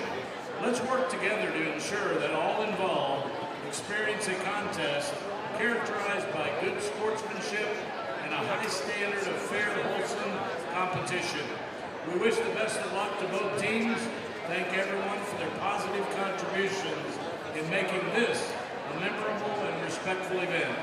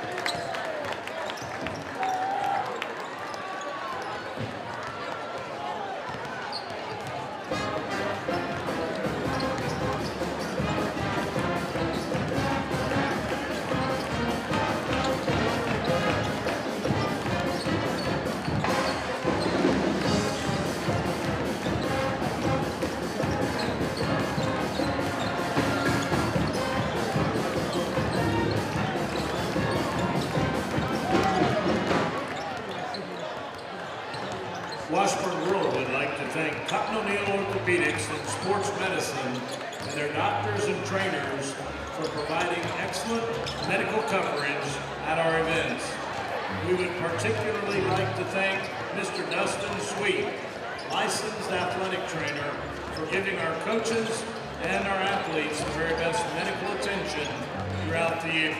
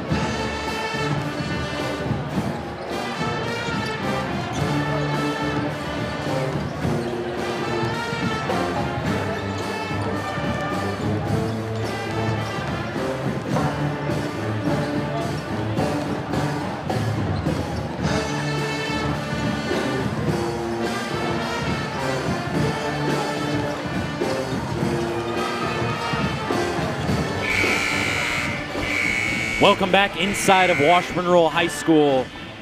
It's time for the men's matchup here tonight, as just about to be underway, 2:50 left, as 11-10 Washburn Rural hosts 14-7 Manhattan.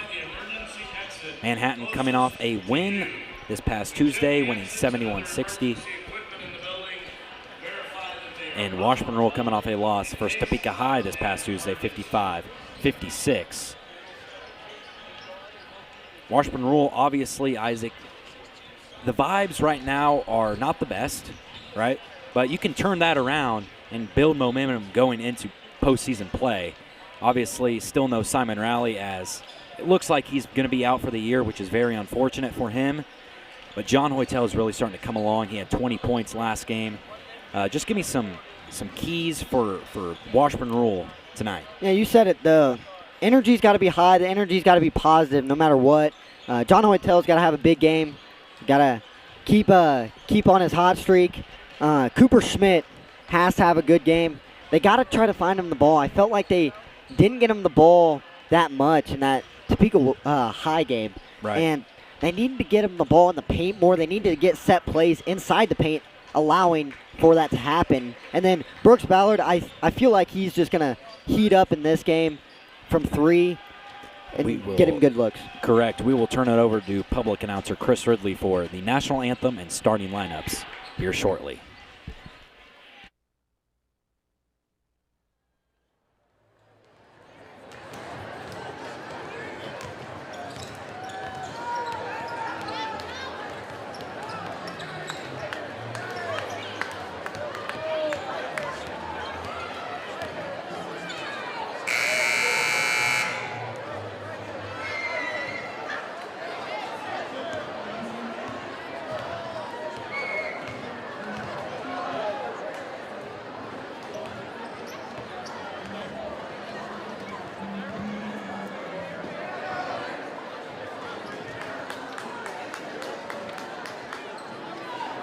We would ask that you all rise, join the Junior Blue Pit Band as they honor our country with the playing of our national anthem.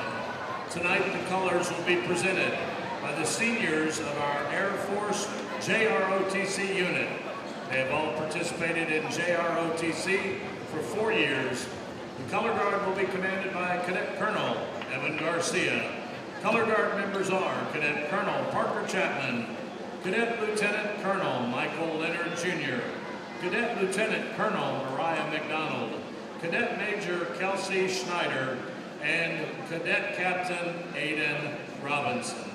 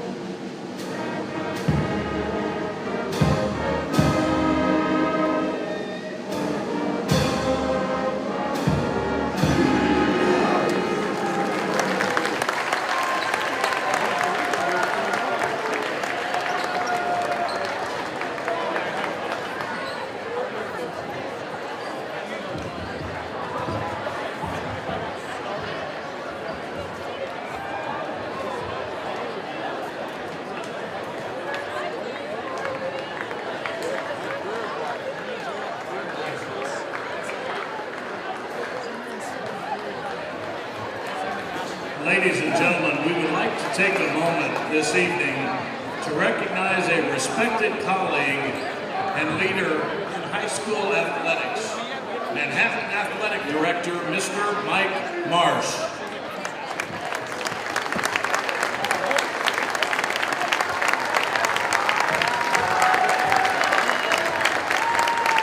Tonight marks the final time Mr. Marsh will visit Washburn Rural High School in his role as Athletic Director of Manhattan High. As he prepares to retire at the end of this school year, throughout his career, Mr. Marsh has demonstrated outstanding leadership, professionalism, and a steadfast commitment to student athletes and educational athletics. Washburn Rural would like to sincerely thank Mr. Mike Marsh for his many contributions to high school athletics and to our Centennial League. His impact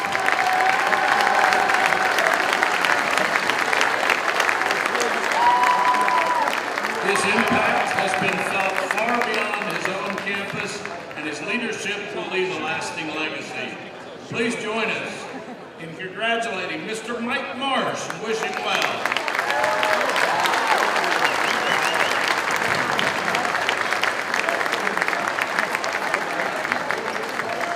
Now, as we introduce tonight's starting lineups, first we want to mention our Blue Crew who will be helping with the officials tonight. From Indian Hills Elementary, we have Mr. Nash Cochran.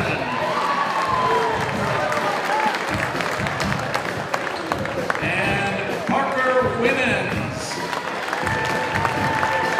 And Cortez Clemens. And now for tonight's starting lineup. First, the visitors from Manhattan. Number 0, 6-foot senior, Will Carpenter. For your Junior Blues, number 2, 6-foot 2-inch sophomore, Brooks Ballard.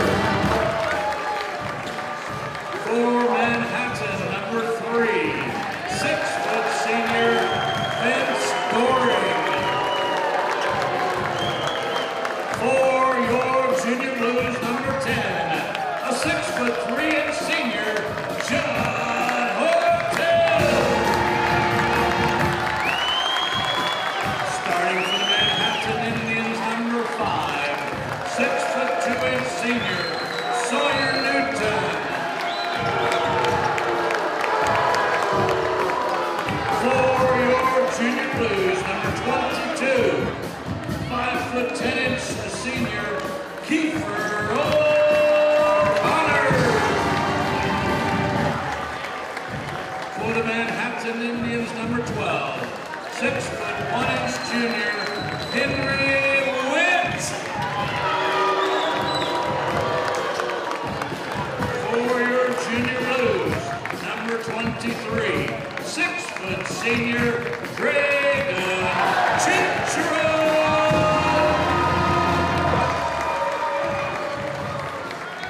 Rounding out the lineup for Manhattan, number 22, 6-foot 4-inch senior, Tim Washington. And for your Junior Blues, number 32, 6-foot 10-inch junior, Cooper Schmidt.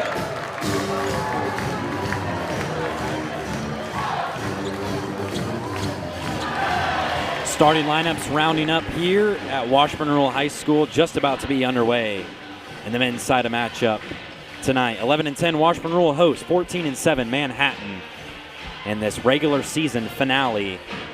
Washburn Rural right now, if the season ended today, like we said, would be the 8th seed in the West of Class 6A, and it would look like they would host Topeka High, getting a third game with them, and then obviously traveling to the 1 seed Mays. Coach Goehring obviously joining us for this game as well. What do you have some keys to be for Washburn Rural tonight? Well, I think some keys, especially early on here, is to get off to a great start. Feed off this energy that's in this building tonight. Big night for these seniors who I think are going to step up and show that they can play. But just weather the storm, get off to a great start. I would agree. Starting lineups first for the visitors from Manhattan. Number 0, 6-foot senior Will Carpenter. as the tip is won by Manhattan. Number 3, 6-foot senior Vince Goehring. Number 5, 6'2 senior Sawyer Newton. Number 12, Henry Witt, 6'1 junior. And number 22, a 6'4 senior Tim Washington for the Manhattan Indians. Here's Witt on the drive, kicks it out Carpenter. One more to Washington, using his size on O'Connor, but that's partially blocked. Inside, Newton keeps it alive. No, Cooper Schmidt grabs the defensive rebound. Starters for Washburn Rural. Number 22, senior Kiefer O'Connor. Number 2, sophomore Brooks Ballard. Number 10, senior John Hoytel. Hoytel goes up for 2. That's denied. Fight for the ball. Out of bounds will stay with Washburn Rural. Number 23, senior Drayden Chintron. And number 32, junior Cooper Schmidt. Having a huge size advantage tonight as Tim Washington is going to guard him. He's 6'4", but Schmidt on a good day is about 6'10". And Peyton already getting inside the paint is Washburn Rural, trying to get points inside. Here's Schmidt inside, kicks it out to O'Connor. He's going to have to save it. He gets it to Hoytel. 5 seconds left on the shot clock. That's going to be a turnover. Lazy pass there. Here's Goehring in transition. Carpenter thought about the 3. Euro step. Shot won't fall. Here come the Junior Blues. Obviously, Washburn Rural coming off a loss this past Tuesday at home against Topeka High, 55-56, as Chintron turns it over there. And Manhattan coming off a win this past Tuesday as well against Emporia. Big road win for the Indians there. Yeah, not a great start offensively here, guys. 2 turnovers early by Washburn Rural. Newton gets to the cup and scores with the reverse left hand. Nice move there by the senior, Sawyer Newton.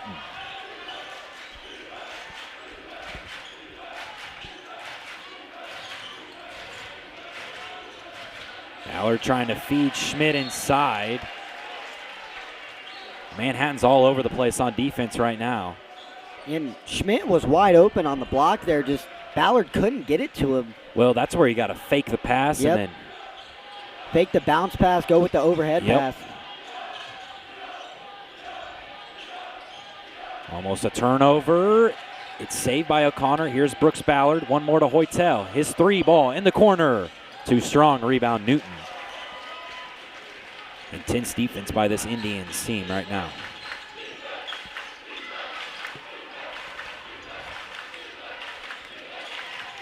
Goehring guarded closely by O'Connor. Puts a shot up on the shorter O'Connor. He'll miss, and Schmidt grabs another rebound. Great defense there by O'Connor. Here comes the fast Drayden Chintron, and he is fouled in transition by Goehring. Yeah, great job there by Drayden, putting the defense back on their heels, pushing the ball up the floor. Dom Nims and Zach Wright will check early already into this game, replacing Chintron and Ballard. Trying to get position is Schmidt. Man, I feel like he could have came down with that and tried to go up for 2. Yeah, or come down with it. And then Dom Nims did a good job of trying to relocate for Schmidt in the corner, but got to come down with it. Another turnover there by the Junior Blues. Can't happen. Some good energy here tonight in the Blue Haven. Both, obviously, Washburn Rural showing out in the student section, and that Manhattan traveled well to add. Checking in for the Indians, number 1, Asher Newton, I must add, 6-foot sophomore.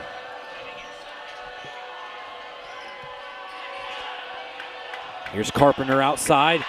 Zach Wright picked his pocket, and a turnover there. And Wright, I just don't understand that. You have numbers. Has some sloppy basketball going on here. O'Connor in transition. Swinging out Dom Nims. Nims almost throws it away. Man, Washburn Rural, you can calm down. It's okay. You got 23 seconds on the shot clock. Yeah, run your set offense. Take your time. Very sloppy so far. Trying to feed Hoytel, they do. Inside, gets a man jumping through contact, no call. And he'll save it. Here's Nims, nice pass inside Schmidt. He'll lay it in for two. Cooper Schmidt off the nice find from Dom Nims. And finally, Washburn Rural is on the board. Just under 4 minutes left already And Peyton, of this first quarter. I feel like the Junior Blues are doing a much better job trying to get it inside the paint. Sawyer Newton found his brother Asher. Outside now Washington. Will Carpenter will hoist the three. It's good.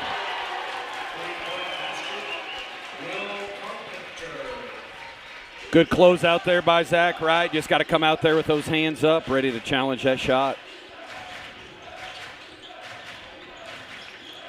Nims driving into two defense of players as Carpenter on the run out. It's tipped and blocked by Nims. Carpenter wanting a foul. He didn't get it. Nice play there by Zach Wright. Checking in for Manhattan, number 40, Easton Duff. And number 10, Cole Fifley. Or excuse me, Graham Braxmeyer, that is.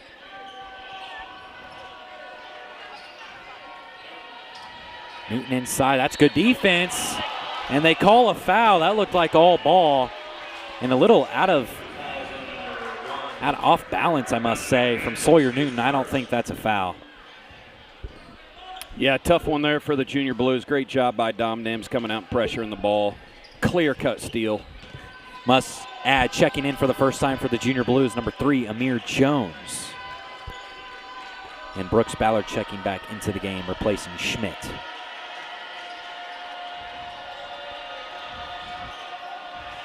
Duff gives it to Newton, top of the key, guarded by Jones.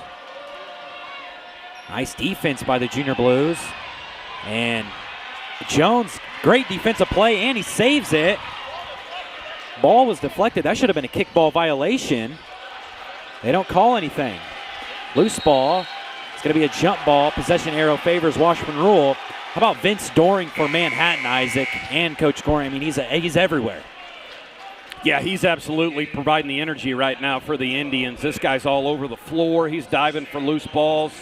Thankfully for Washburn Rural, possession arrow will give it back to us. At this point, it might be first to 30 wins this game. Yeah, both 5-2, 2:37 left this first quarter. Yeah, both defenses are playing hard, but offenses are both sloppy so far in this game. Wright feeds it inside Hoytel. Going up strong as Hoytel, and one! John Hoytel through contact. We've seen it all year. And Peyton, that's exactly what I've been saying pregame is get the ball to John Hoytel, and especially down in the paint, because John Hoytel this year has been really good at really finishing. Physical. Yeah, really physical, really good at finishing through contact. As he does there, again, he'll go to the free throw line. He's only shooting 63%. And this one will fall. John Hoytel last Tuesday in the loss for Topeka High, 20 points and 6 rebounds. All tied at 5 here. Duff outside, gives it up Braxmeyer. Inside Duff got positioning and fouled hard on Nims. That's going to be number 2 on Dom Nims. See if Coach Alex Hutchins will get a sub in for him. Yeah, kind of got a quick seal there. Nims wasn't able to slip in front of that and got pinned on the low block there to get his second foul called. As Duff will hit the first free throw and Cooper Schmidt will check back in for the Junior Blues. And Peyton, you never want to get free points, but honestly, if I'm Dom Nims there, you might have just let him score that 2, not try to get the foul call. And 2 for 2 from the free throw line is number 40, Easton Duff. 6'2" junior.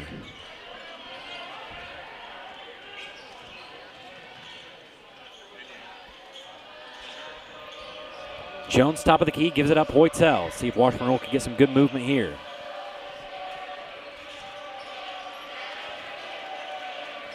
Jones swings it over Ballard, now right in the short corner. Schmidt trying to get position. They won't give it to him. Ballard coming off the screen, looking to drive, step back. Hoytel, highly contested 3-ball. No good. Schmidt grabs the rebound, but it's soonly taken away, and Doehring's going to lose it out of bounds. They go right back to the Junior Blues. Yeah, Washburn Rural dodged a bullet there. It looked like they were going to have numbers on that missed three by Hoytel. So thankfully, our sake, that ball bounced out of bounds, heading back towards Washburn Rural. Nice cut there by Jones. Relocating as Hoytel. Thought about the three. He won't take it. I would like to see him take that shot, as Zach Wright really wasn't expecting it. Schmidt, one more to Hoytel. Now over to Amir Jones. Nice ball movement by the Junior Blues. Nice find by Wright. Hoytel inside. Got the man jumping. Fouled and one! John Hoytel through contact. Second time we've seen it tonight. Inside, gets the man jumping, and goes up strong through contact, finishing for two. Yeah, outstanding footwork by Hoytel. Always comes to two. Draws two defenders up in the air. You can almost count on it as he completes the three-point play. Checking in for Washburn Rural, number 23, Drayden Chintrin, replacing Hoytel, giving a nice ovation from the fans. 8-7, Junior Blues. 58 seconds left here in the first quarter of action. Braxmeyer, his pull-up three, air ball.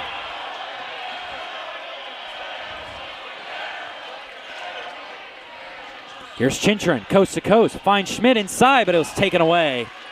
I like that move there by Chintrin. He had Schmidt, but good defense there by Manhattan. Carpenter, coast to coast, lays it in with the left. It won't go.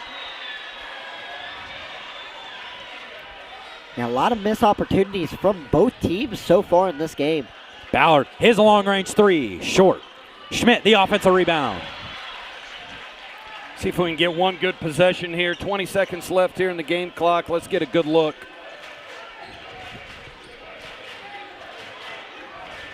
Shot clock obviously turned off. 9 seconds remain. Here we go. Ballard receives a screen from Schmidt. Finds Schmidt cutting to an open Drayden Chintrin. His three-pointer is good! Drayden Chintrin at the buzzer. What an end of the first quarter, right on cue with you, Coach Goehring, getting a nice basket wide open, and the Junior Blues lead 11-7 after the first. Yeah, great find there, inside out. Drayden Chintrin caught that down, ready position. It looked good as soon as it left his hands, guys. Yeah, Isaac, anything to add off that first first quarter? quarter? Great ball movement there, kind of setting it back out after getting the rebound, taking the time off the clock, realizing there's no shot clock, driving it in, passing it to Schmidt, who finds in the corner Drayden Chintrin. And Drayden Chintrin, who's not really a three-ball threat, but drains it when you need it. Big shot there to end the first quarter. We'll take a quick break here on Rural Broadcast. Second quarter coming up shortly.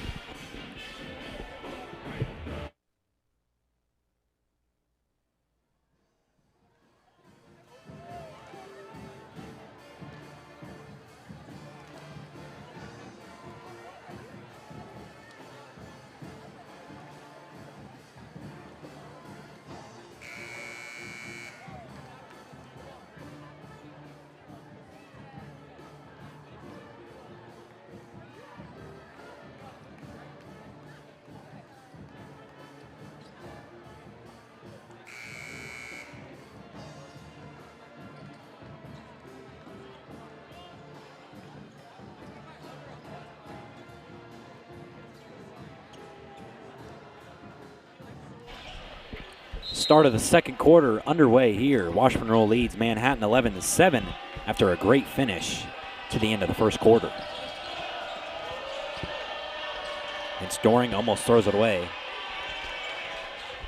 Carpenter finds Witt in the corner as he looks to drive. Now Goehring, his three-pointer wide open is good. Little late on the closeout, and Vince Goehring made the Junior Blues pay. Yeah, great answer there for the Indians on the inside out. Big time shot. See if the Junior Blues can answer. Here's Chintrin looking to drive, no one to go, and he throws it away. Tough position there. Nice no-look pass from Carpenter, and Witt is rejected by the rim. Here's Newton, and he traveled with it. Took a hop step before he came to two. Yeah, that's something we haven't seen yet this year. You try a reverse layup and the backboard gets in the way there of the Indians player. Tough luck for him. Junior Blues ball. And a steal there by Goehring. He's everywhere. Goehring will lay it in for 2. John Hoytel, not going to lie, he kind of telegraphed that pass. Yeah, and just easy tell of a pass and great jump there. And Manhattan has the lead again. A lot of contact going on inside between Washington and Hoytel, right in front of the ref. No foul was called. Letting them play tonight.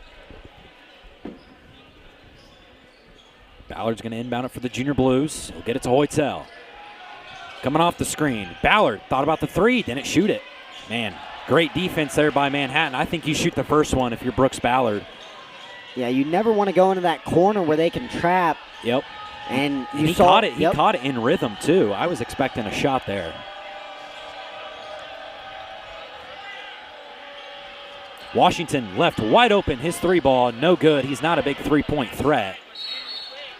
And that's going to be a reach-in foul there by Ballard as he complains to the ref.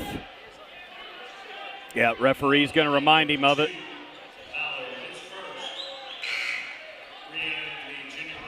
Don't need any reactions out there on the court. Looks like the referees are not going to put up with it tonight. Mims is going to check back in for Washburn Rural, replacing Chintrin. Here's Newton spinning his way. Now Washington. Carpenter catching it in transition, rhythm. His 3-pointer won't fall. Rebound Junior Blues. And that's going to be a reach-in foul by Washington. He can't believe it, but he was kind of right in the hip of Hoytel the whole time. Yep. The ref's going to call that. Foul on number 22, Tim Washington, his first. First personal foul for Tim Washington, 6'4" senior.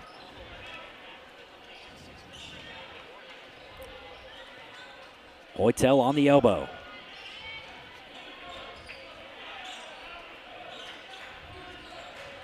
Ballard on the drive, gives it up, Nims. His wide open 3-pointer, no good. Carpenter climbs the ladder for the Indians. That good look there. Oh, what a pass from Carpenter to Goehring. Vince Goehring ran the floor, and that's an unbelievable one-hand pass, I must add, from Will Carpenter. And lazy defense getting back by the Junior Blues, just not having their head up, getting behind the defense, and a great pass, like you said. Ballard, his 3 off the catch. It's good. Nice looking shot there by Brooks Ballard off the catch. Much better rhythm there going into that shot for Ballard. Yeah. Loose ball, almost taken away by Chief Keith. And Ballard has struggled the last couple games with this 3 game, but having a good start tonight. Zach Wright to check back in for Washburn Rural, and for Manhattan, Easton Duff and Asher Newton. All tied at 14 here in the Blue Haven. We're glad you can join us here on Rural Broadcast. Newton inside on the smaller O'Connor, left-hand finish, left it short. Fight for the ball, and it's saved by Ballard. Great defense there by Kiefer O'Connor. Sawyer Newton's got about 3 to 4 inches on him.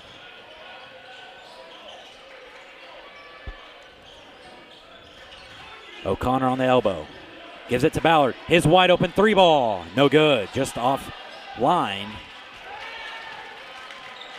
Yeah, another good look there for Ballard, just off the side of the rim. Sawyer Newton. That's great defense there by Nims. Zach Wright will grab the rebound. Here come the Junior Blues. Pushing it. What a find from Nims, but Hoytel just too strong on the left-hand layup. Man, that would have been a great basket there, but it's good basketball. Outstanding vision there by Dominic Nims to find a streaking Hoytel. Just couldn't get the roll. Just about 4 minutes left here in this first half. Goehring, and we're going to be stoppage of play. Coach Benji George is going to call his first timeout as there is 3:57 left of the first half. All tied at 14. Coach Goehring, who are the leading scorers for both teams right now? Well, right now leading the Junior Blues way is John Hoytel with 6 points. All of those coming in the first quarter for the Junior Blues.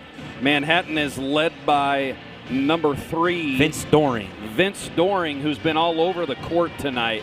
And I must add that was a well-timed timeout by Coach Benji George. A lot of his players over here in the timeout with their hands on their head, really looking to find some air right now into those lungs.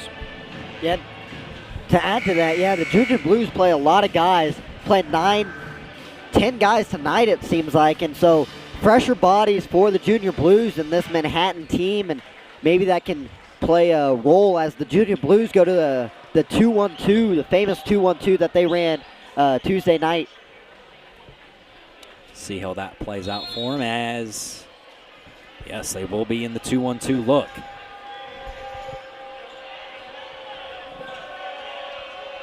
A couple years ago, Manhattan was actually notoriously known for running a 3-2 zone. That's going to be a turnover. It'll be Washburn Rural ball, so good start for the 2-1-2 zone defense as Graham Braxmeyer, the 5'8" sophomore, will check in for Manhattan. Yeah, good change of possession there for the Junior Blues. Again, an Indian going after that catch with one hand is going to cost him every time. Almost a turnover, and it is. Goehring all the way, lays it in for 2, and it's kind of both ways there. I think both on Hoytel and Schmidt. Schmidt really did not meet the ball, but Hoytel's just got to be better. Yeah, that's kind of like in football, a bad pass and the wide receiver not coming to get the ball. Hoytel inside. He's getting grabbed. They're going to call a jump ball. Possession arrow favors Rural. Hoytel is screaming at the ref. He's holding me. As Washington will check back in for Manhattan.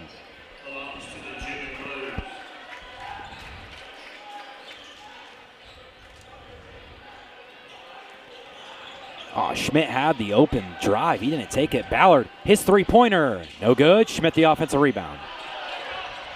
John Hoytel, he's calling for an inside. They got the mismatch. Here's Zach Wright on the drive. He'll take it. What a reverse layup. That won't fall. Schmidt's there. Knocked out of his hand. It'll stay with Washburn Rural. They got to be stronger with the ball. You're getting these offensive rebounds. They're getting it knocked away. Yeah, good takes there by both the Junior Blues and the Indians. We're just trying to find the basket right here. Yeah, and I would have liked to see Cooper Schmidt drive the ball in. Nice two-man action there by Ballard and Hoytel's jumper is pure at the elbow. Back to your point, Isaac. I would have liked to see Cooper Schmidt drive the ball. He had a mismatch, and he had the lane wide open for an easy 2, but it works out. Braxmeyer, it's tipped from Nims, and a steal for Washburn Rural. Here's Ballard. Coast to coast, gives it up Nims. His layup fouled through contact, and one. Dom Nims. And he comes up hurting, as he probably should. That was a hard foul on Tim Washington. A little late to the spot. Nims put it up for 2. He'll go to the free throw line. Only shooting 61% from the charity stripe this year. And that's a great job by Brooks Ballard, driving the ball on a 2-on-1, then dishing it to Nims for the and 1. Yeah, great team basketball there. Way to make the extra pass by Ballard. Fight for the ball tipped to Manhattan as Nims' free throw won't fall.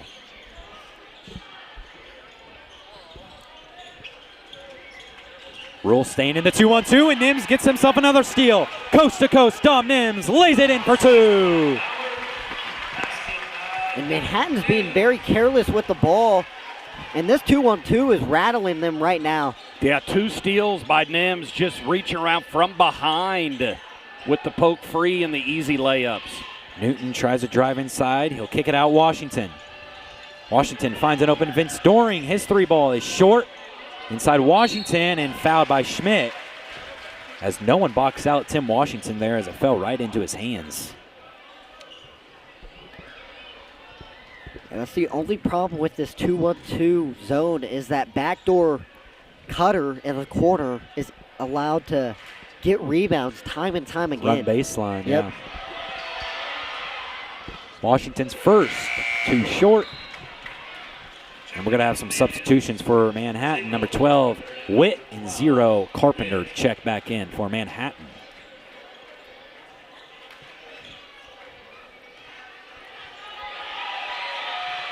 And Washington goes 0 for 2 from the free throw line. And they're going to call a foul on Hoytel. Yeah, he was on the inside here. That's very questionable, to say the least. Coach Hutchins really needs an explanation over that. I mean, that looked like a good box out. good box out. And a nice little flopping acting job committed. Well, it looked like the foul on that dude who grabbed Cooper Schmidt's arm. Yeah. But we'll play on. Hopefully ball don't lie here, and we'll move past it. Outside Carpenter, guarded by Ballard. Nice move, step back jumper is good. Smooth there by Will Carpenter to cut the lead. Washburn Rural lead, I must add, to 2 as Hoytel, his floater, left it way strong. Vince Doehring in transition. Finds a relocating Duff. His three-pointer way short, but no box out. Yeah, guys are a little bit tired right now. Manhattan getting too many second chances. Here's Vince Doehring. His three-pointer is pure. Yeah, these guys are a little gas. Might be a good time for a timeout, yeah, but I'm not coaching. I would call a timeout right here. Reset your guys, reset the momentum, but they're going to play on. Hoytel finds Nims. Nims will drive, finds Zach Wright. Wide open three off the elevator screen. In and out. Not his strong suit, three-point shooting, Zach Wright. About 4-second differential between shot clock and game clock. This Manhattan will not get to hold for the last shot here in the half. They lead by 1 here. Low scoring affair here in the Blue Haven. Duff, from and it's behind. another steal from Nims. Ballard, they got numbers, gives it up. Nims didn't catch it well. Ballard's there, and a very missed opportunity for the Junior Blues. That's going to be a blocking foul, and that is not good. That's Dom Nims' number 3 foul, man. Just another missed opportunity for the Junior Blues. Just unbelievable. Had the 2-on-1 again. Brooks Ballard and Dom Nims had the 2-on-1 again and just kind of was rushed a little bit. Stay down. 3 at the buzzer, no good from Carpenter. That is in the end of the first half. Manhattan leads 21-20.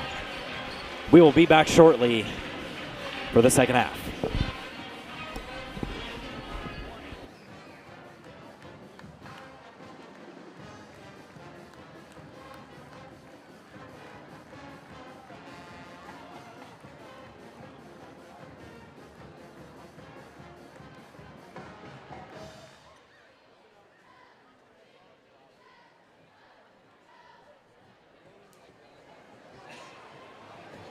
At this time, we have a special recognition and a Washburn Rural Athletics thank you.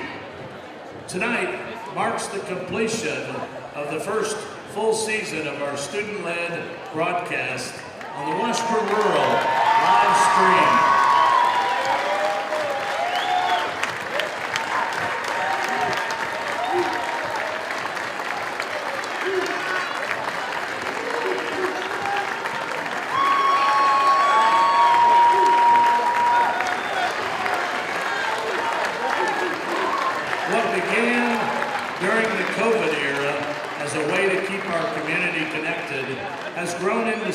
Truly exceptional.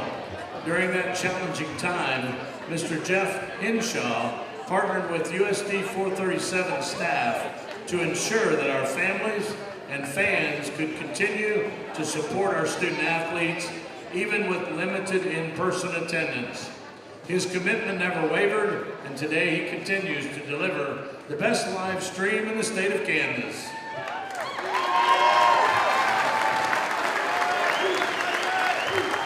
This year, Washburn Rural added an exciting new dimension through our media design and communications pathway under the direction of Mr. Steve Bueller. Through this program, 2 outstanding students, known to many of you as PG and the Iceman, have embraced the opportunity and have truly become the voice of the Junior Blues.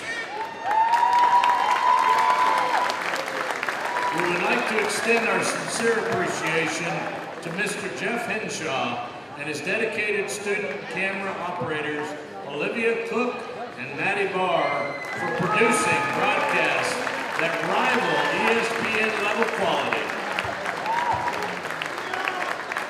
We would also like to recognize and thank PG and the Iceman, otherwise known as seniors, Peyton Goehring and Isaac Ansley.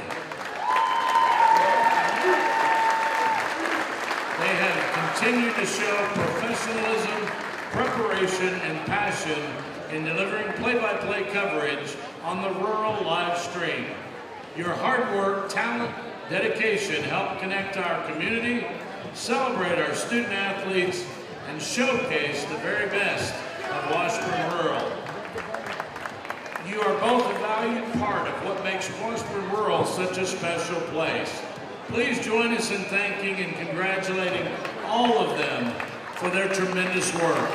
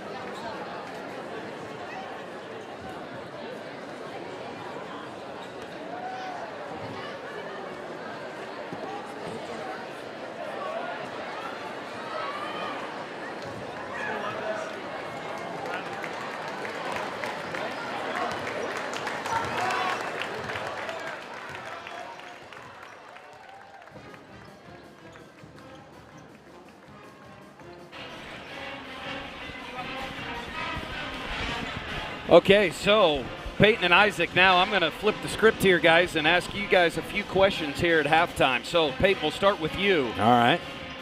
Tell us what this experience has meant to you these last 2 seasons covering Washburn Rural basketball and calling the play-by-play action for both teams. Well, I would say it's an understatement to say I'm just really grateful. It's been amazing. As we got a picture there. Yeah, it's just been amazing. I mean, I've always wanted to do play-by-play commentary, and when me and Calvin Manthe proposed the idea, the board, Jeff, Principal Raines, they approved it, and it's just been amazing. Yeah, great support here from the administration. So, next question, Peyton. What's been your most memorable experience over the last couple of years calling these games for the Rural broadcast? Yeah, I mean, there's been just great memories. But to name some, I would have to narrow it down to making the trip to Wichita State last year for the state tournament. Boys and girls both made an appearance there. And calling the games, courtside, getting the media pass was just very surreal. And then, of course, I think the best game that I called was the sub-state championship last year, Washburn Rural versus Junction City. Unbelievable energy. It was a great game, and we got the win. Yeah, outstanding. Okay, Isaac. With this being your first year on air, what have you enjoyed the most about joining this broadcast team and working here alongside your friend Peyton? Well, when Peyton first asked me a long time ago, I was like, heck yeah, I would love to do this. I would love the opportunity. And I've just loved working with Peyton, loved working, calling the game. I was a little nervous because being in the student section, it's a little different. You can say more stuff, but no, it's been really fun. You learn the game more, and it's just been a surreal experience. Yeah, awesome, awesome. Hey, Isaac, what are your future plans here for next year, and what are you going to go be studying? I'm going to Kansas Wesleyan to play baseball, and I'm going to study pre-med or PT. I don't know yet, in between those two. But awesome, awesome. Good luck to you. Can't wait to watch you this spring on the bump. Last question here, Peyton. I understand news and sports media is in your future. Yep. Tell us about that and what goals you have for yourself here after high school. Yeah, so I'm going to, attend Kansas State University and study and major in news and sports media over there. They have a great program. Obviously, I've done some visits there and just got my foot wet with their department. But the plan is, to get a job in this role, and hopefully, the ultimate dream goal is to be the voice of Kansas State sports. Always been wanting to do that forever. So hopefully, we'll see where Kansas State takes me. I'm looking forward to it. Awesome, awesome. Yeah, so both of you here, last question I would ask is what advice would you have for underclassmen here at Washburn Rural who are wanting to get involved with the broadcasting team and the media programs here offered at the high school? Yeah, well, first of all, you really have to love it. It's not just a role where you can just show up and, just do it for the night. It's got to be committed, 5 days a week at school. Not only broadcast, but you're going to be involved with talk shows. But if you really love it, reach out to, Coach Bueller, Jeff Hinshaw, because they'll get you on board, and it's a really fun program. Yeah, and I would just like to say, for me, don't let sports be the reason you don't. I mean, obviously, if you're a basketball player, you can, but if you want to do it, come do it. Right, have fun. But, yeah, like Peyton said, you got to be dedicated 5 times a week. You got to print stat sheets. You got to look at all that. And you just got to have fun doing it. And you got to know what your strength is. Peyton's, he's obviously the main broadcaster, the play-by-play guy. Me, I'm more of your analyst. So you got to figure out which type of guy you want to be in this department. Yeah, and I think Coach Ridley here next to me said it best at halftime. You got to be prepared, you got to be professional, and you got to have passion for it. So great job to both of you. Thank you. Outstanding work, and let's finish this night strong here. Will do. And that'll take us right into the start of the second half. 21-20, Manhattan leads Washburn Rural. Again, we just want to say thank you, Isaac and I, and a part of the media team. We're honored at halftime. Means a lot to us. As Carpenter outside, guarded by Ballard. A lot of contact there on the drive. Now here's Vince Doehring. Swings it over Carpenter.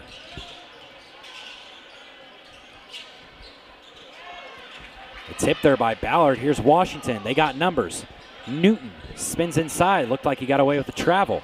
Doehring tries a wide open three. It's good.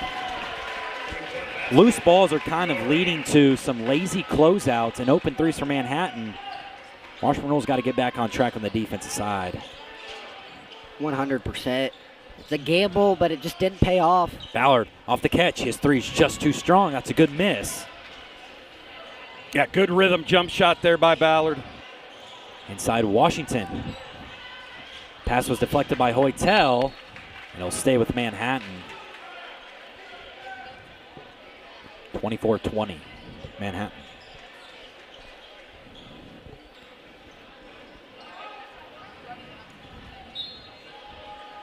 Doehring to inbound it for the Indians. He'll get it to Carpenter. Thought about the three. Now spins. He'll drive baseline. Kick it out Doehring. He had the open look. He didn't take it. Inside. Newton is fouled. Coach Hutchins is beside himself. It looked like Cooper Schmidt went up. I mean, he's 6'10". He really doesn't have to go down. I mean, he played good defense and caught a lot of ball. Yeah, they're going to rule him for the foul. Yeah, I don't think that was Schmidt. If anything, I thought it might have been on Ballard reaching in maybe, but that should not have been on Schmidt. Yeah, tough break there. Looked like a lot of ball to me. Sawyer Newton will hit the free throw. But Peyton, again, another gamble by Ballard that just didn't pay off and allowed for an open basket that Schmidt had to come over. Yep. And As 1 for 2 from the free throw line, Washburn Rural catches a break.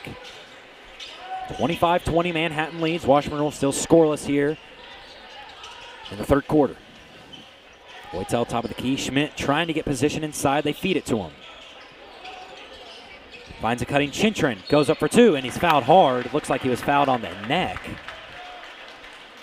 Now send Drayden Chintrin to the free throw line. Nice find there by Cooper Schmidt off the cut. Yeah, great cut by Chintrin there. Saw the opening in the defense. That's just a heads-up basketball player right there.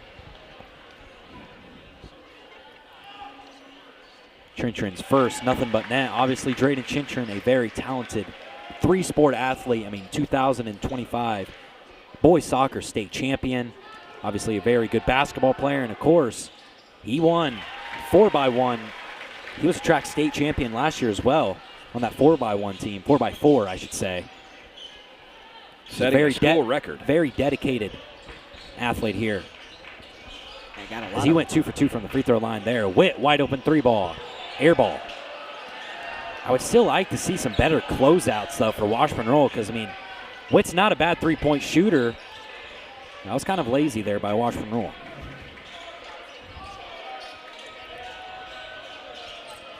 Ballard swings it over Chintrin. Catching it in transition. His 3-ball just short. Look good from here. I don't mind that look at all. Here's Washington on the drive. Tipped and stolen by Chintrin.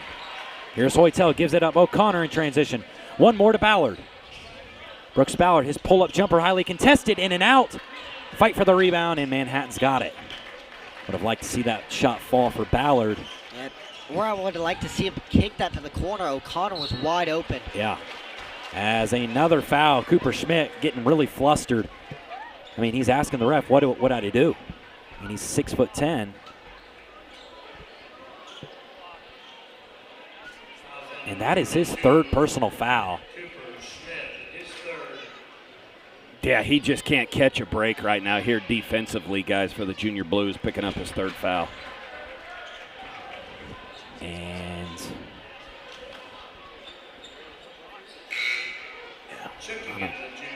Coop and Dre will check out for Washburn Rural as Zach Wright and Dom Nims will check back in. Yeah, not much more you can ask there for Schmidt, standing there with your hands up. I don't think it wasn't like where it wasn't a foul. There was some contact, but it definitely wasn't on Schmidt. He barely even made any contact with the ball. No, and he was straight up. And Ballard pitches it ahead to Dom Nims in transition.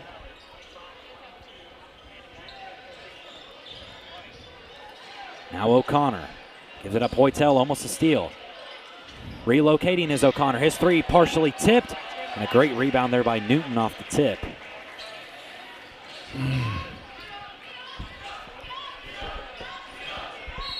Nice take there by Newton, and he'll go to the free throw line.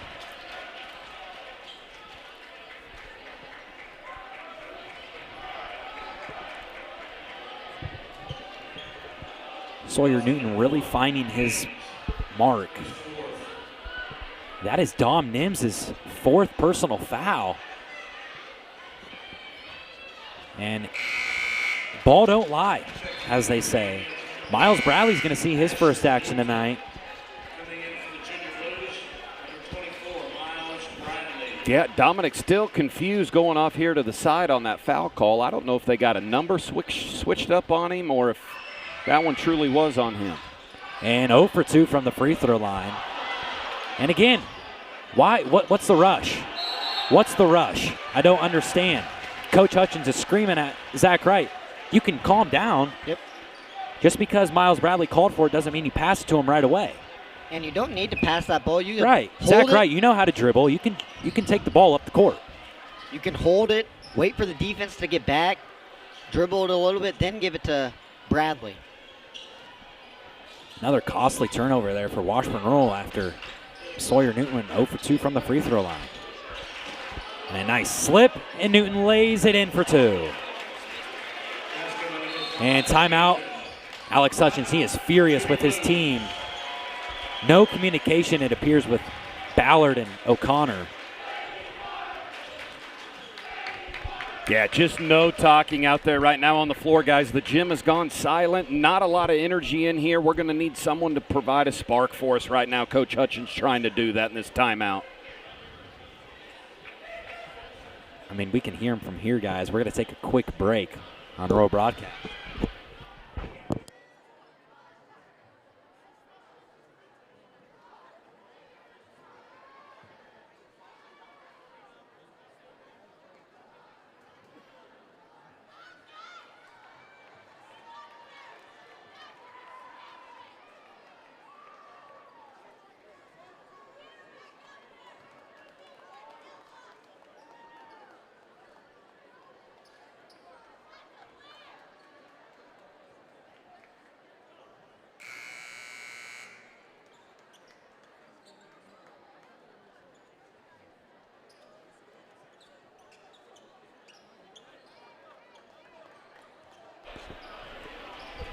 And it looks like Manhattan's going to pick up full court pressure and see if Washburn Rural can handle it well, as they've been turning the ball over.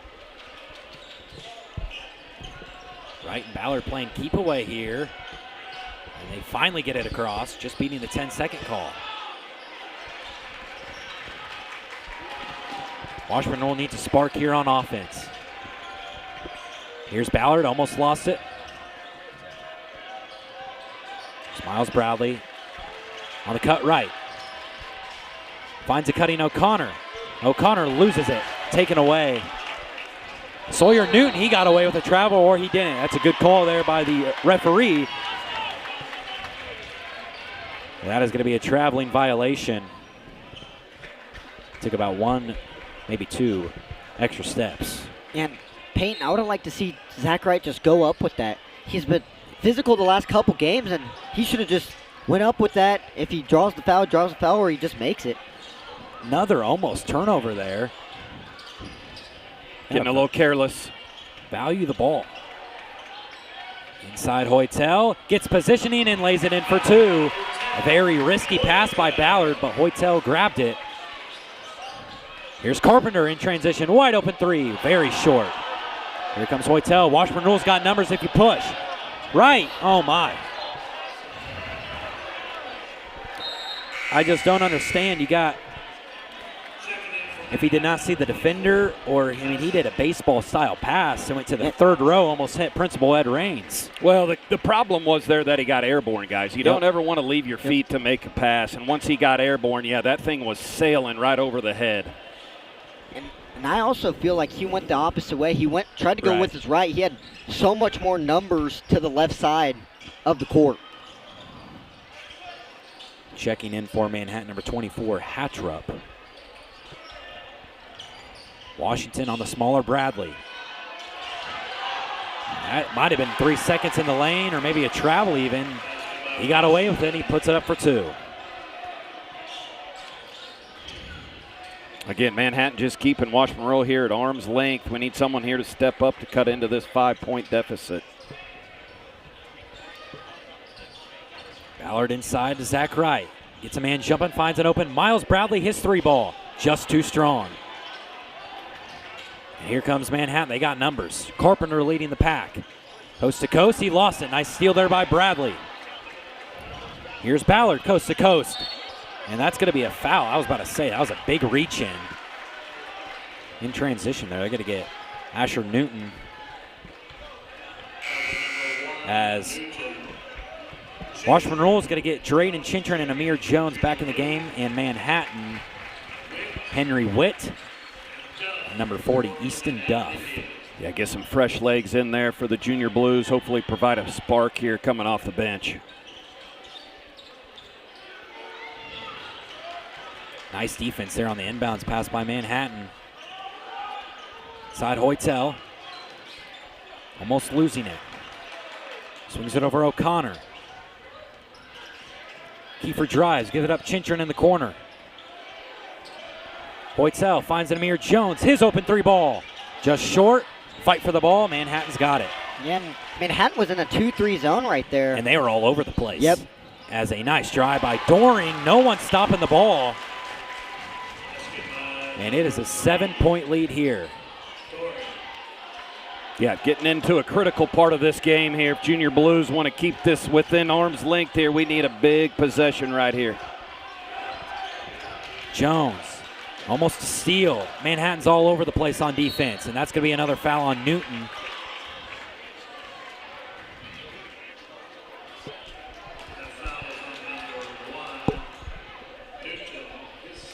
Asher Newton's second, fouling Kiefer O'Connor.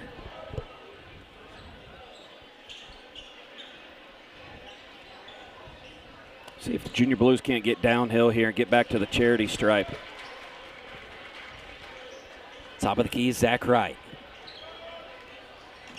I was about to say, that's a kickball violation.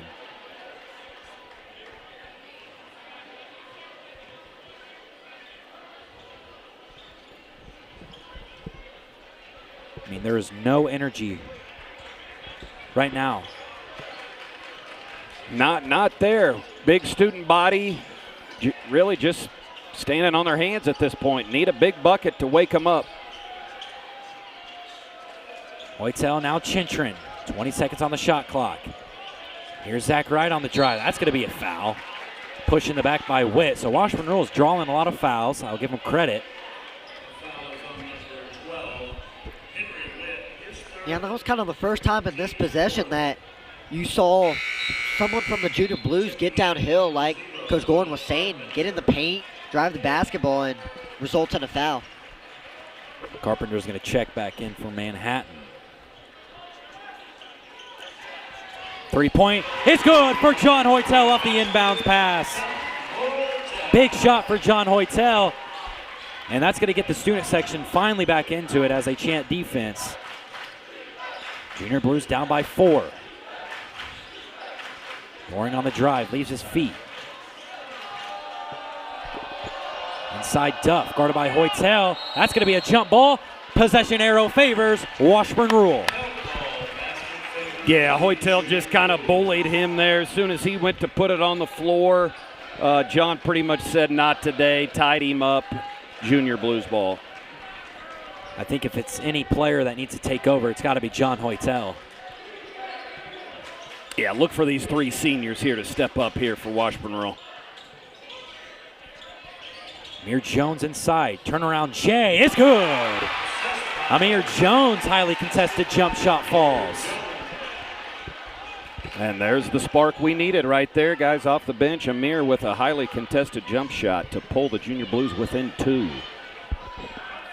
Big possession here. 11 seconds remain. Here we go. Vince Goehring on the drive. That's a tough shot. Won't go. Fight for the rebound. They're going to call a foul on Hoytel.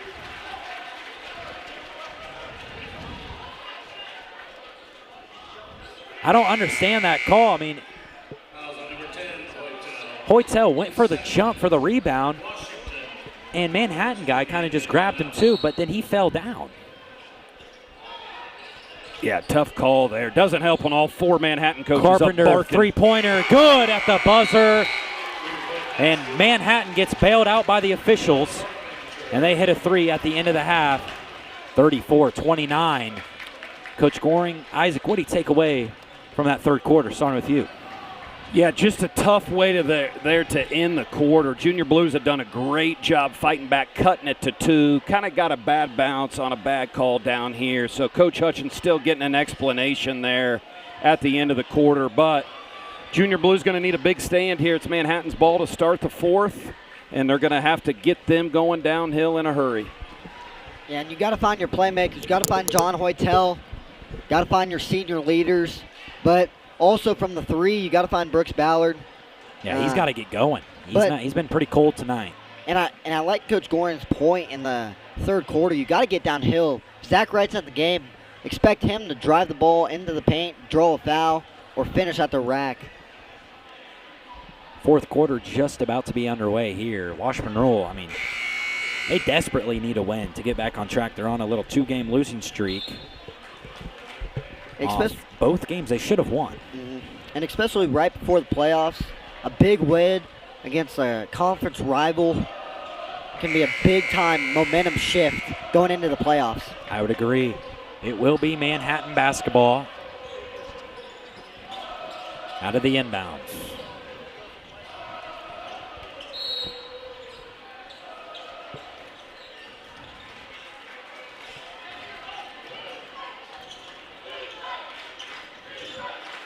Top of the key, Sawyer Newton. Nice defense there by Jones. Leading scorer for Manhattan, guy with the ball, Vince Doehring at 17 points. Looking to drive on Ballard. Forces it inside Newton. That might be 3 seconds in the lane. They didn't call it. Newton's three, way off. Blocked by Cooper Schmidt, and Kiefer O'Connor climbs the ladder to get the rebound. Outstanding block there by Schmidt. He had to have been up there towards the top of the square when he pinned that basketball against the glass. Yeah, and we say it time and time again. Schmidt, notorious for blocking the ball, and does it again in this game. Got to protect that glass. Excuse me, protect that rim, I should say. O'Connor outside. Inside Hoytel. Fight for the ball. Out of bounds, it'll stay with Washburn Rural. That is a very, very questionable call, I must add. But, hey, Washburn Rural is going to take that. But Brooks Ballard, I don't understand that forced pass entry. That's got to be a bounce pass at least. Yep, I agree. And Hoytel did a really good job of not touching that ball when it was out of bounds, when Hoytel was out of bounds. Inside Hoytel, a lot of contact, and he'll be fouled. Manhattan's got everybody standing, including some assistants. Hope he understands he's not the head coach. Yeah, 1, 2, 3 up here, down here on the floor. Must feel comfortable doing that when the refs are back to him. Yep. Hoytel's first, won't fall. Big free throw here. Cut the lead to 4. I mean, a 5-point lead in this game feels like a 10-point game. John's second will rattle home. 34-30.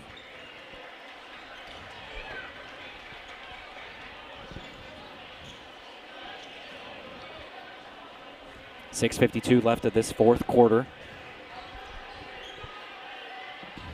Don't know what's being said between official and coach Benji George, as still Manhattan assistants are barking and moaning.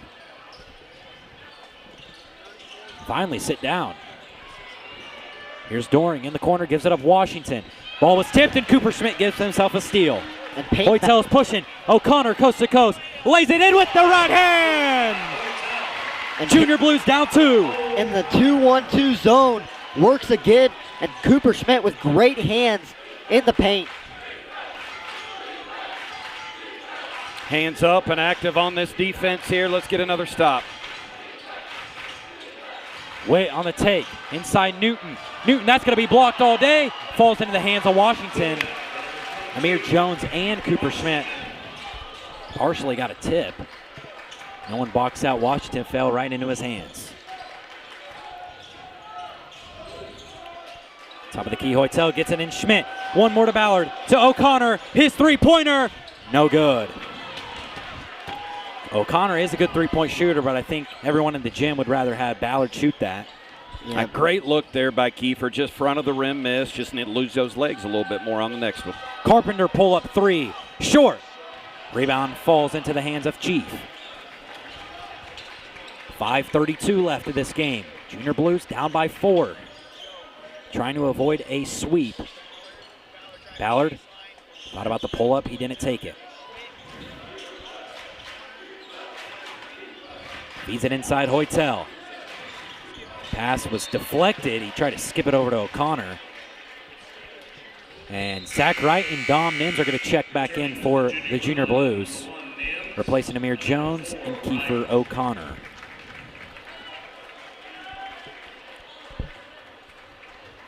Yeah, Peyton, a note.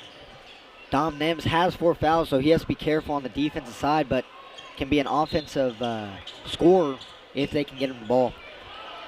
Wright's got an inbound in. He gets it to Ballard. Here's Nims. Things right over Ballard. On the drive, that's a tough shot. And it's short, but it falls into the hands of Hoytel. Hoytel with the right hand, he finishes. John Hoytel bailing out his teammate Brooks Ballard off a questionable shot as Carpenter's left wide open for three. He's fouled and one. That right there, ladies and gentlemen, is a momentum killer. You have to get back on defense. Yeah, just not a lot of communication off a made basket by the Junior Blues. Transition bucket, open three with the foul. Will Carpenter, the best three-point shooter on this team, will make you pay as free throw's good. It is a 6-point lead, 2 possession. Timeout, head coach Benji George. We're going to take a quick break here on Rural Broadcast. Be back shortly.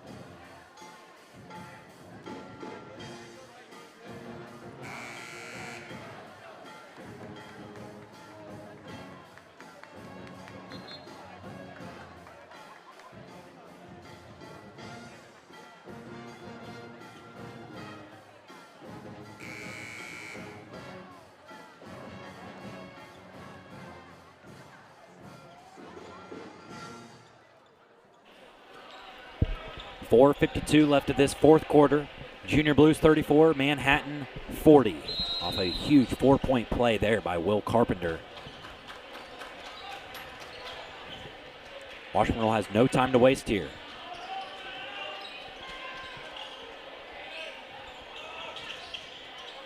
Hoytel gives it to Ballard. Almost a steal there. Hoytel relocating, thought about the three. He'll look to drive. Fake pass, left hand finish is good. I tell you, John Hoytel is the guy to take over for this team. Outstanding play there by John. A wild shot. No good. Fight for the rebound. Newton's got it. Washburn Rural is going to have those 50-50 balls if they want to win this game. Goehring thought about the three. Finds a cutting Newton inside. Oh, ball blocked by John Hoytel. Here comes Zach Wright. Yeah, I don't know what Manhattan fans are so upset about. That was all ball. Bauer looking to drive. Wild shot, no. Schmidt put back and one! Cooper Schmidt, second chance points. Huge play there from Cooper Schmidt. Yeah, I really don't understand that shot, but Schmidt with a great rebound, great contested shot, putting it back, getting the foul, getting kind of the momentum and energy back in this building. Manhattan fans are crying and moaning. They've been getting calls all game. Yeah, Coach George wanting an explanation here from the official, but the official says big free throw there not by tonight. Schmidt right on cue there, Coach, and it is a 1-point game. And in back for Manhattan, number 1, Asher Newton. Peyton, the Junior Blues got to get a stop here. Every single time that the Junior Blues have them on the ropes, Manhattan just goes on another run. Got to be disciplined. They're going to stay in this zone. Inside, tip ball, falls into the hands. Carpenter, pump fake, his three ball, no good. Great box out by Zach Wright, and that's going to be a foul. That's going to be a foul all day. Zach Wright had a great box out, and he grabbed the rebound. He was pulled. Of course he's going to travel when he's getting pulled to the ground. Yeah, unbelievable rebound by Zach Wright right there. Yeah, fortunate for the Junior Blues. Great closeout, great ball fake, and a missed three. Can't be leaving Will Carpenter that wide open, though. Hoytel on the elbow. Here's Ballard. Relocating is Hoytel. Swings it over Zach Wright. Wright on the drive. Right hand finish is good! Zach Wright doing what he does best. Taking the ball to the rim and scoring through contact. Timeout, Alex Hutchins.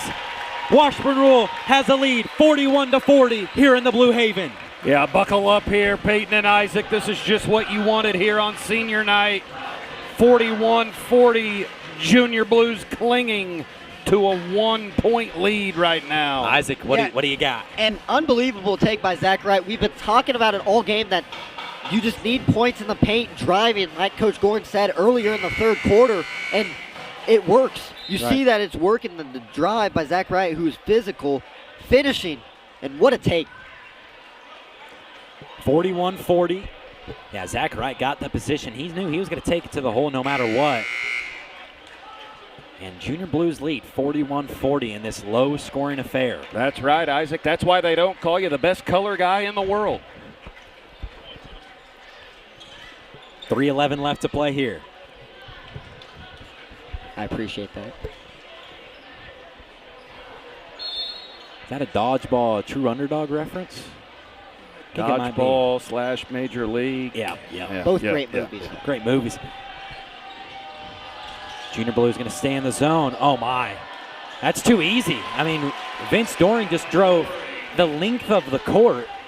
No one stopped him. And that can't happen in a 2-1-2. Right up the middle. Ballard on the drive. Gives it up. And they're going to call it travel.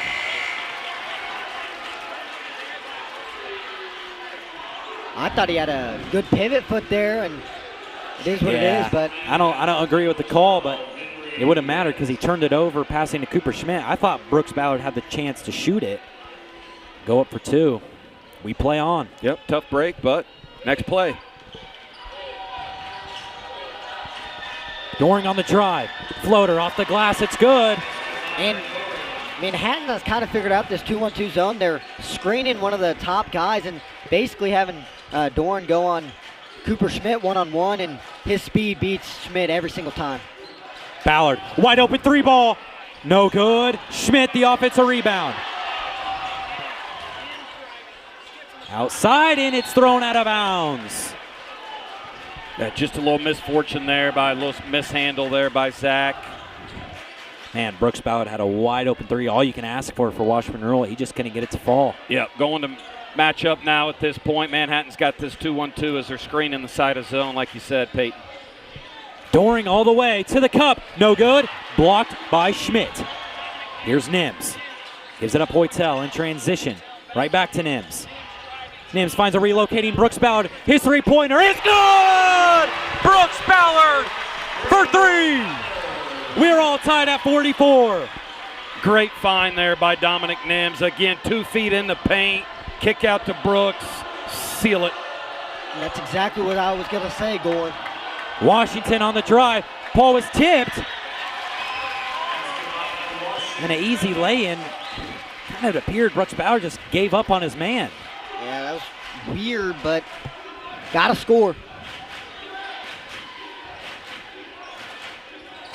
Ballard receives a screen from Hoytel. Now Schmidt, he thought about the three. Right, gives it Hoytel inside. That's going to be a foul on Manhattan. That's going to be team foul number 4. That's huge, Peyton. Late in this game, if you're down 1 or 2 and getting fouled, that's a huge foul. Plus, right it gives the Junior Blues underneath on an end out, and I like Coach Hutchins' end outs here. Right inside Hoytel, off the tip. No, a lot of contact. Fight for the ball. Hoytel's got it. Timeout, Washburn Rural. And I like that call because, A, that saves a possession arrow favor going back to Manhattan's way. So Washburn Rural is going to get rewarded with the timeout, and they still got 3 left. Yep, you have 4 timeouts, and with 104 left, honestly, the likelihood of you using 4 timeouts and that time is unlikely unless, back and forth. Right. But that's a time where you need to take it. You have possession of the ball, like you said, saving the possession error, which is key with the tie-up with how many there are this game. Right. Good timeout by Coach Hutchins right there. And how about the effort from Dom Nims and Hoytel off the loose ball? You have to have 50-50 balls. Yep. Guys flying around. This is what you want on a Friday night. Season finale, 1 minute left here. Junior Blues needing a big possession right here. Team fouls. Washburn Rule's got 1. Manhattan's got 4. When you get to 5, you're obviously in the bonus.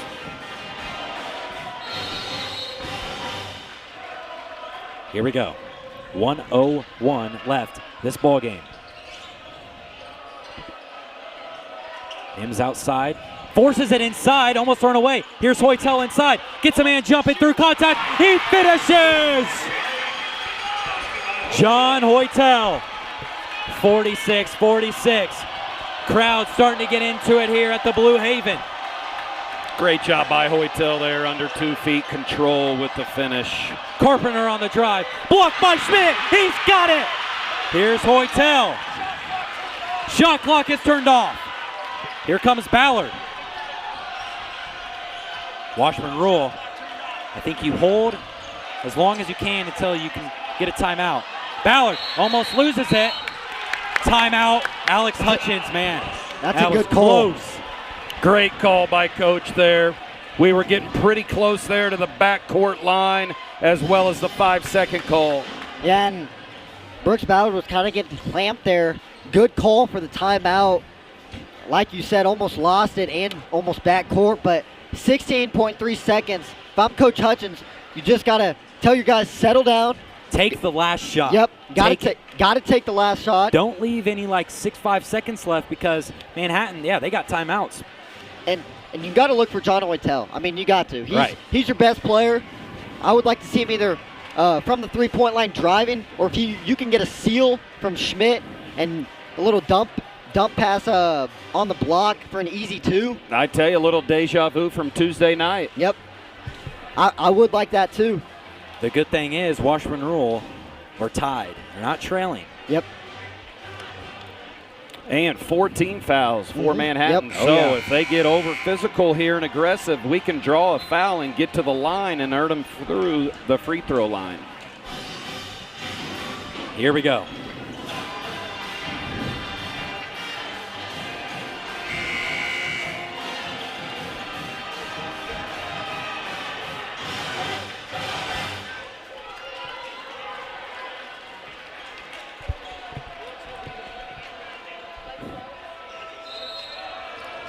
Brooks Ballard to inbound it for the Junior Blues. They get it to Zach Wright.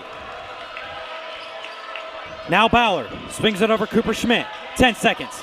Inside Zach Wright. One more to Schmidt. Almost loses out of bounds. He did. And you just can't have that. You got to be smarter there. Oh, my goodness. Oh, my goodness. A tough break there, but hey, plenty of time left in this game here. Need a defensive stop and a rebound to get this thing into overtime. I just can't believe it, Isaac. I mean, we've seen this so many times this year, late game situations and costly turnovers. And I would have liked to see Zach Wright just take that straight to the rim, maybe take that shot, or kick back out, try to find John Hoytel. But John Hoytel didn't touch the ball on that possession. But now you got to defend. You can't foul. Don't foul. Be ready. Well, the thing is, do you foul right away? You have fouls to give. You got to just or do be you let smart. it play? You got to be smart, because if they try to chuck up something and you get ticky-tacky, but if they're going to just inbound it right in front of them, you foul right away, take off maybe a second, 2, but go for the ball, go for the basketball. If you're going to reach in, make sure you're doing it, not when they're up in the air. As everyone standing here in the Blue Haven. Washburn Rural just had the ball, but they turned it over. And Manhattan's going to get the ball on their side of the court.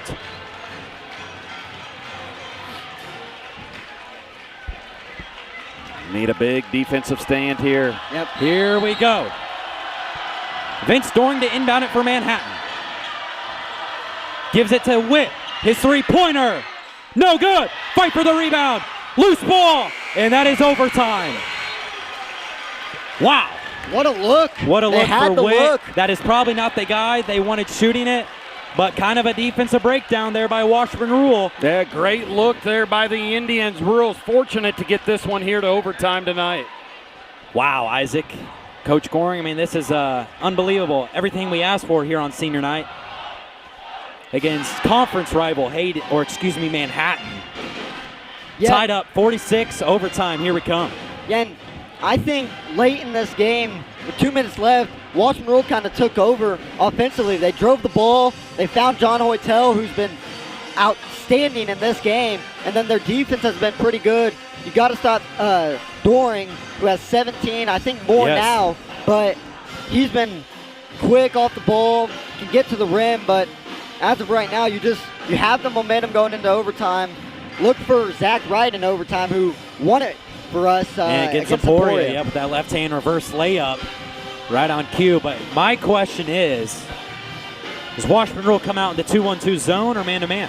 I don't know. I think it depends on who wins the tip, and it depends on what happens, because if Washburn Rural wins the tip and misses a bucket, you can't go to the 2-1-2. And Coach Bueller giving us a nice tip of advice as well here. Team fouls, 4-1, like we mentioned earlier. One foul is going to send Washburn Rural.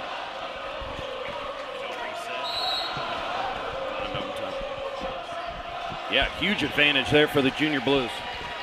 Here we go. How did Manhattan win that jump ball? 4 minutes on the clock here in overtime. Wow, Washington had about 2 players open there inside. Carpenter with the ball.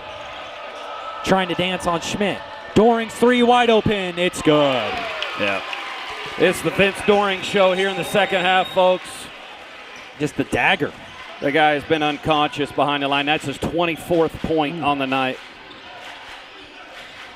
Junior Blues trail by 3. Here's Schmidt. Not a lot of movement going on here. Now Hoytel top of the key. 1 foul will put the Junior Blues in the bonus. Kiefer O'Connor, his 3 ball, short.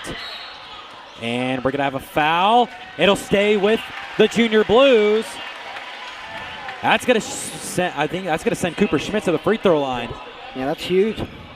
And Peyton, from now on in this overtime, the Junior Blues are shooting free throws on any foul, which is crucial. Cooper Schmidt shooting 2, coming in 41%. Gotta have him. First one. Good. There we go, Coop. Checking back in for Manhattan, number 12, Witt. Had the chance at the dagger game winner, but he left it short. Cooper Schmidt, big time free throw right here. Second one, it's good. Oh, Cooper Schmidt stepping up there. Yeah, I don't know about you guys, but you're talking about man, 2-1-2. How about just Goehring or Carpenter? Yep. Lock both of those guys up. They both have close to 20 tonight.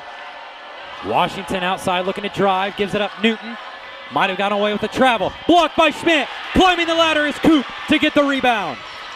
Almost a foul there by Washington. Might have gotten away with it. And that is going to be a foul. Coach Benji George furious with his players, saying we don't need that. Hoytel's going to go to the free throw line. Gotta make him. But great block there by Cooper Schmidt, time and time again. So smart, not leaving his feet and just... First free throw, good by John Hoytel. He ties the ball game. 4 for 5 on the line tonight for Hoytel, so he's stepping up nicely here on senior night. All the emotions high here. Second one, no. Fight for the rebound, Manhattan's got it. Almost thrown away. 2:36 left. Back to man defense here. Almost a steal, but that's okay if you're Hoytel. You have fouls to give, but if that's number 3, I believe.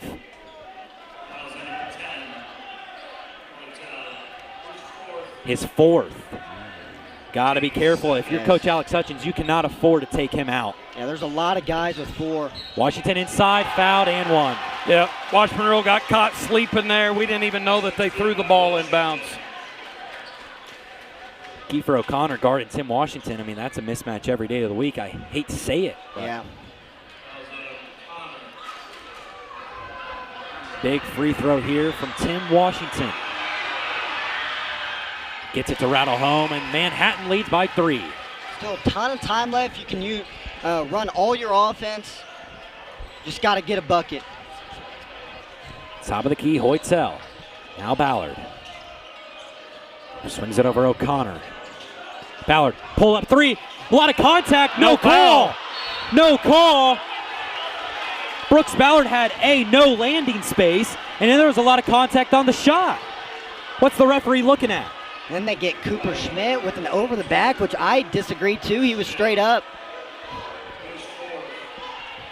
Even if there wasn't contact on the shot with Ballard, he had no landing space, and that's a really scary situation. You've seen a lot of injuries happen with that. That one was an easy call for me. Coach Hutchins wanting an explanation, and the referee must not be able to hear him tonight. 2 minutes left of this game. Manhattan's looking to chew some clock here, I would assume. Yep. Gotta have good defense here. Yep, get a rebound. Goehring spinning, getting to the lane, open three, Witt. It's good.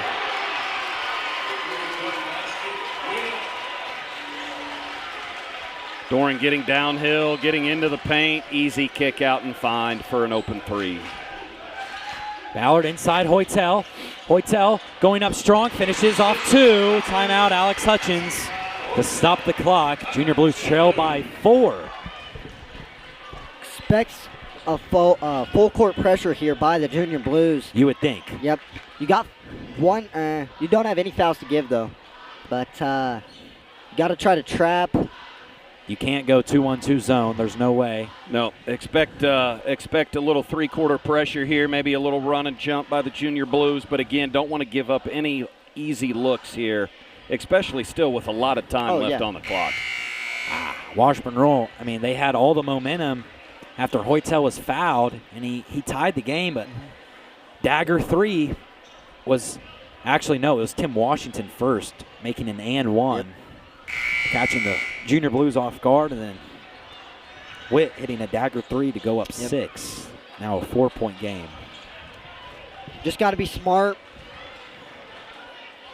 If you're the Junior Blues, can't foul, but got to have really good defense here.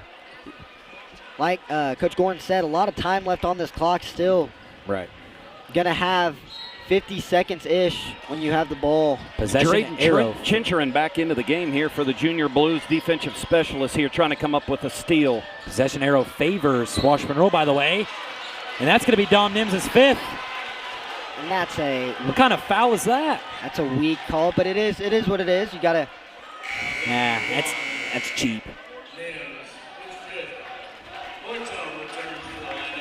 Yeah, just tough night for calls for Dominic Nims. Just one of those nights where he wasn't getting very many calls go his way. But, man, great hustle. Outstanding defense by him throughout the entire night.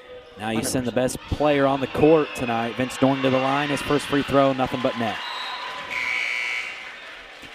Cooper Schmidt will also check back in. Still got a lot of time in this game. No matter what, a foul will send either team to the free throw line.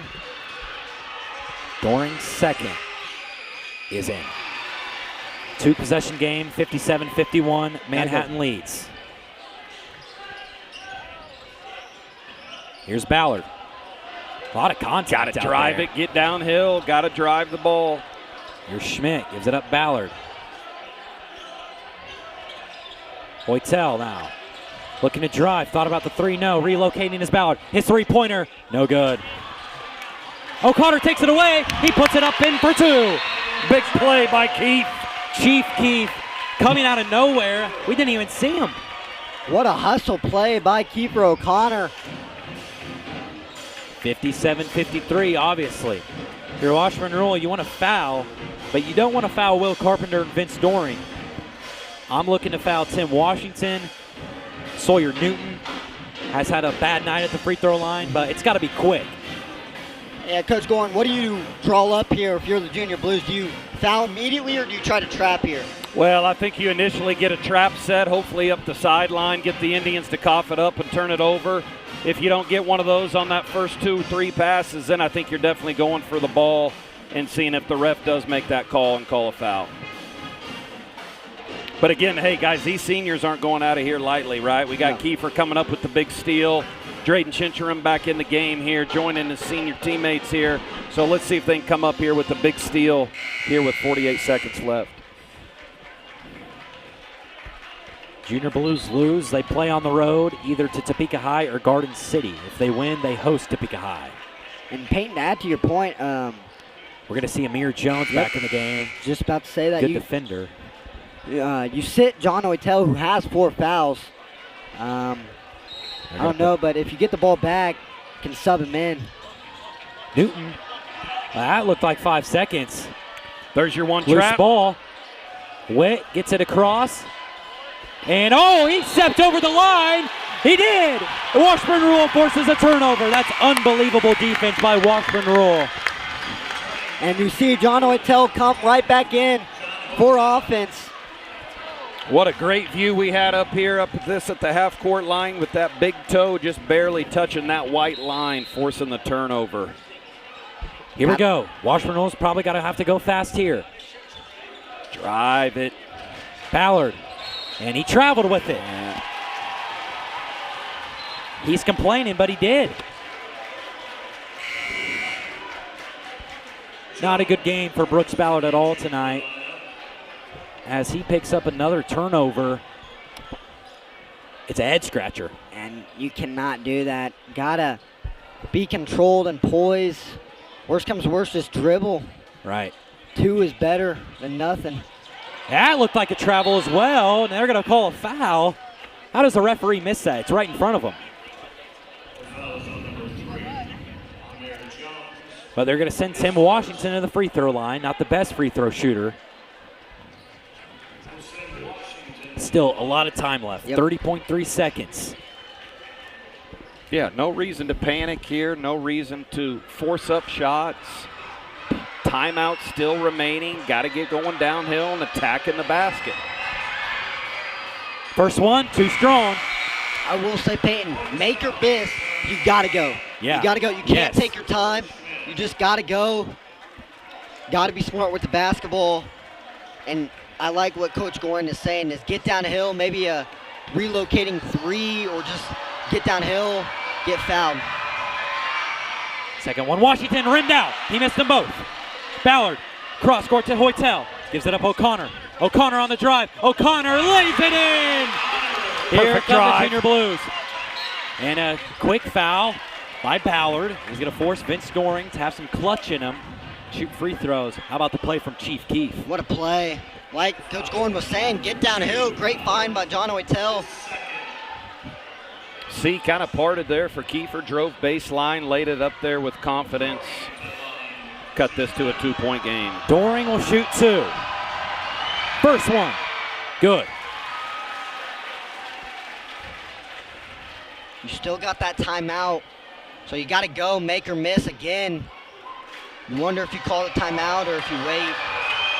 Second one, in and out. Schmidt's got the rebound. A lot of contact on the rebound. Ballard gives it up to Schmidt. Almost a steal. Here's Hoytel. Back to Schmidt. Ballard. One more. O'Connor. Here's 3. Good! Good! Unbelievable! Are you kidding me? Great pass. This place is going absolutely nuclear. What great ball movement by the Junior Blues. Brooks Ballard, knowing it's not his night, passes to a corner 3, O'Connor, and what a 3! 58 in the Blue Haven. Outstanding unselfish play there by Brooks Ballard to make the extra pass. Saw his teammate Kiefer O'Connor wide open in the corner, and Chief Keefe on senior night delivers. They're going to add about, it's going to go up to 5.1 seconds. That's generous, if I'm saying. Yeah, a little too generous here. A little home cooking maybe for the Indians. I don't know how. Coach, going to you. Press here, or do you get back in your half-court defense? No, pick them up here at half court. Don't let them roll the basketball up. Tie ball game, 5 seconds to go. You cannot foul. Switch everything defensively here and move your feet.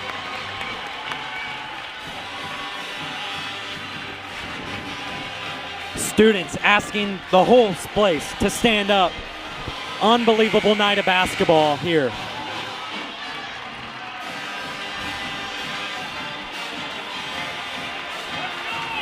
Here we go.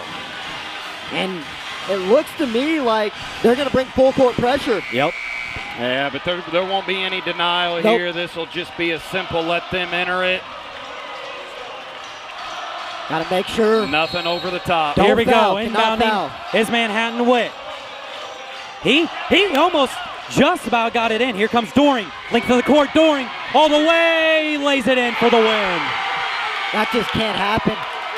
That just can't happen. And that's the problem right there, picking them up in the full court. Yep. Drove the length of the floor How does that happen? and laid it in as time expired. Coach Ben George just going absolutely irate right now. I mean, if you guys don't remember, but I certainly do, 3 years ago, Dre DeLort for Manhattan had the same game-winning play, full court. He took it length of the court, laid it in for 2.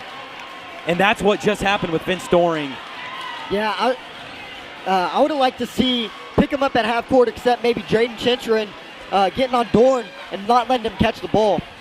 I would have liked to see someone else pick up the ball and Jaden Chintrin just face guard Dorn, not letting him touch the ball at all, and let somebody else beat you. Because he's obviously their best player tonight, and just letting him catch the ball and go in full court just cannot happen. Yeah, well, that is the end of the game.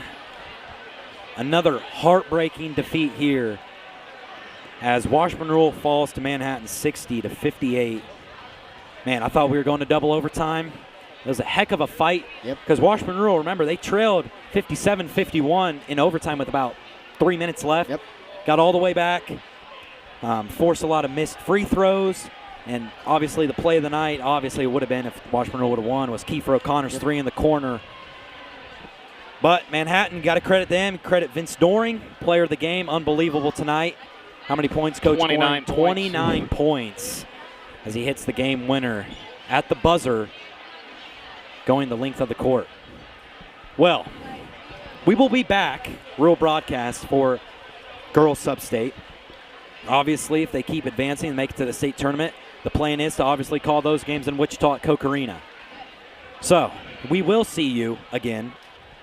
But tonight, that is all we have. Washburn Rural loses 58-60. I'm Peyton Goehring. I'm Isaac Ansley.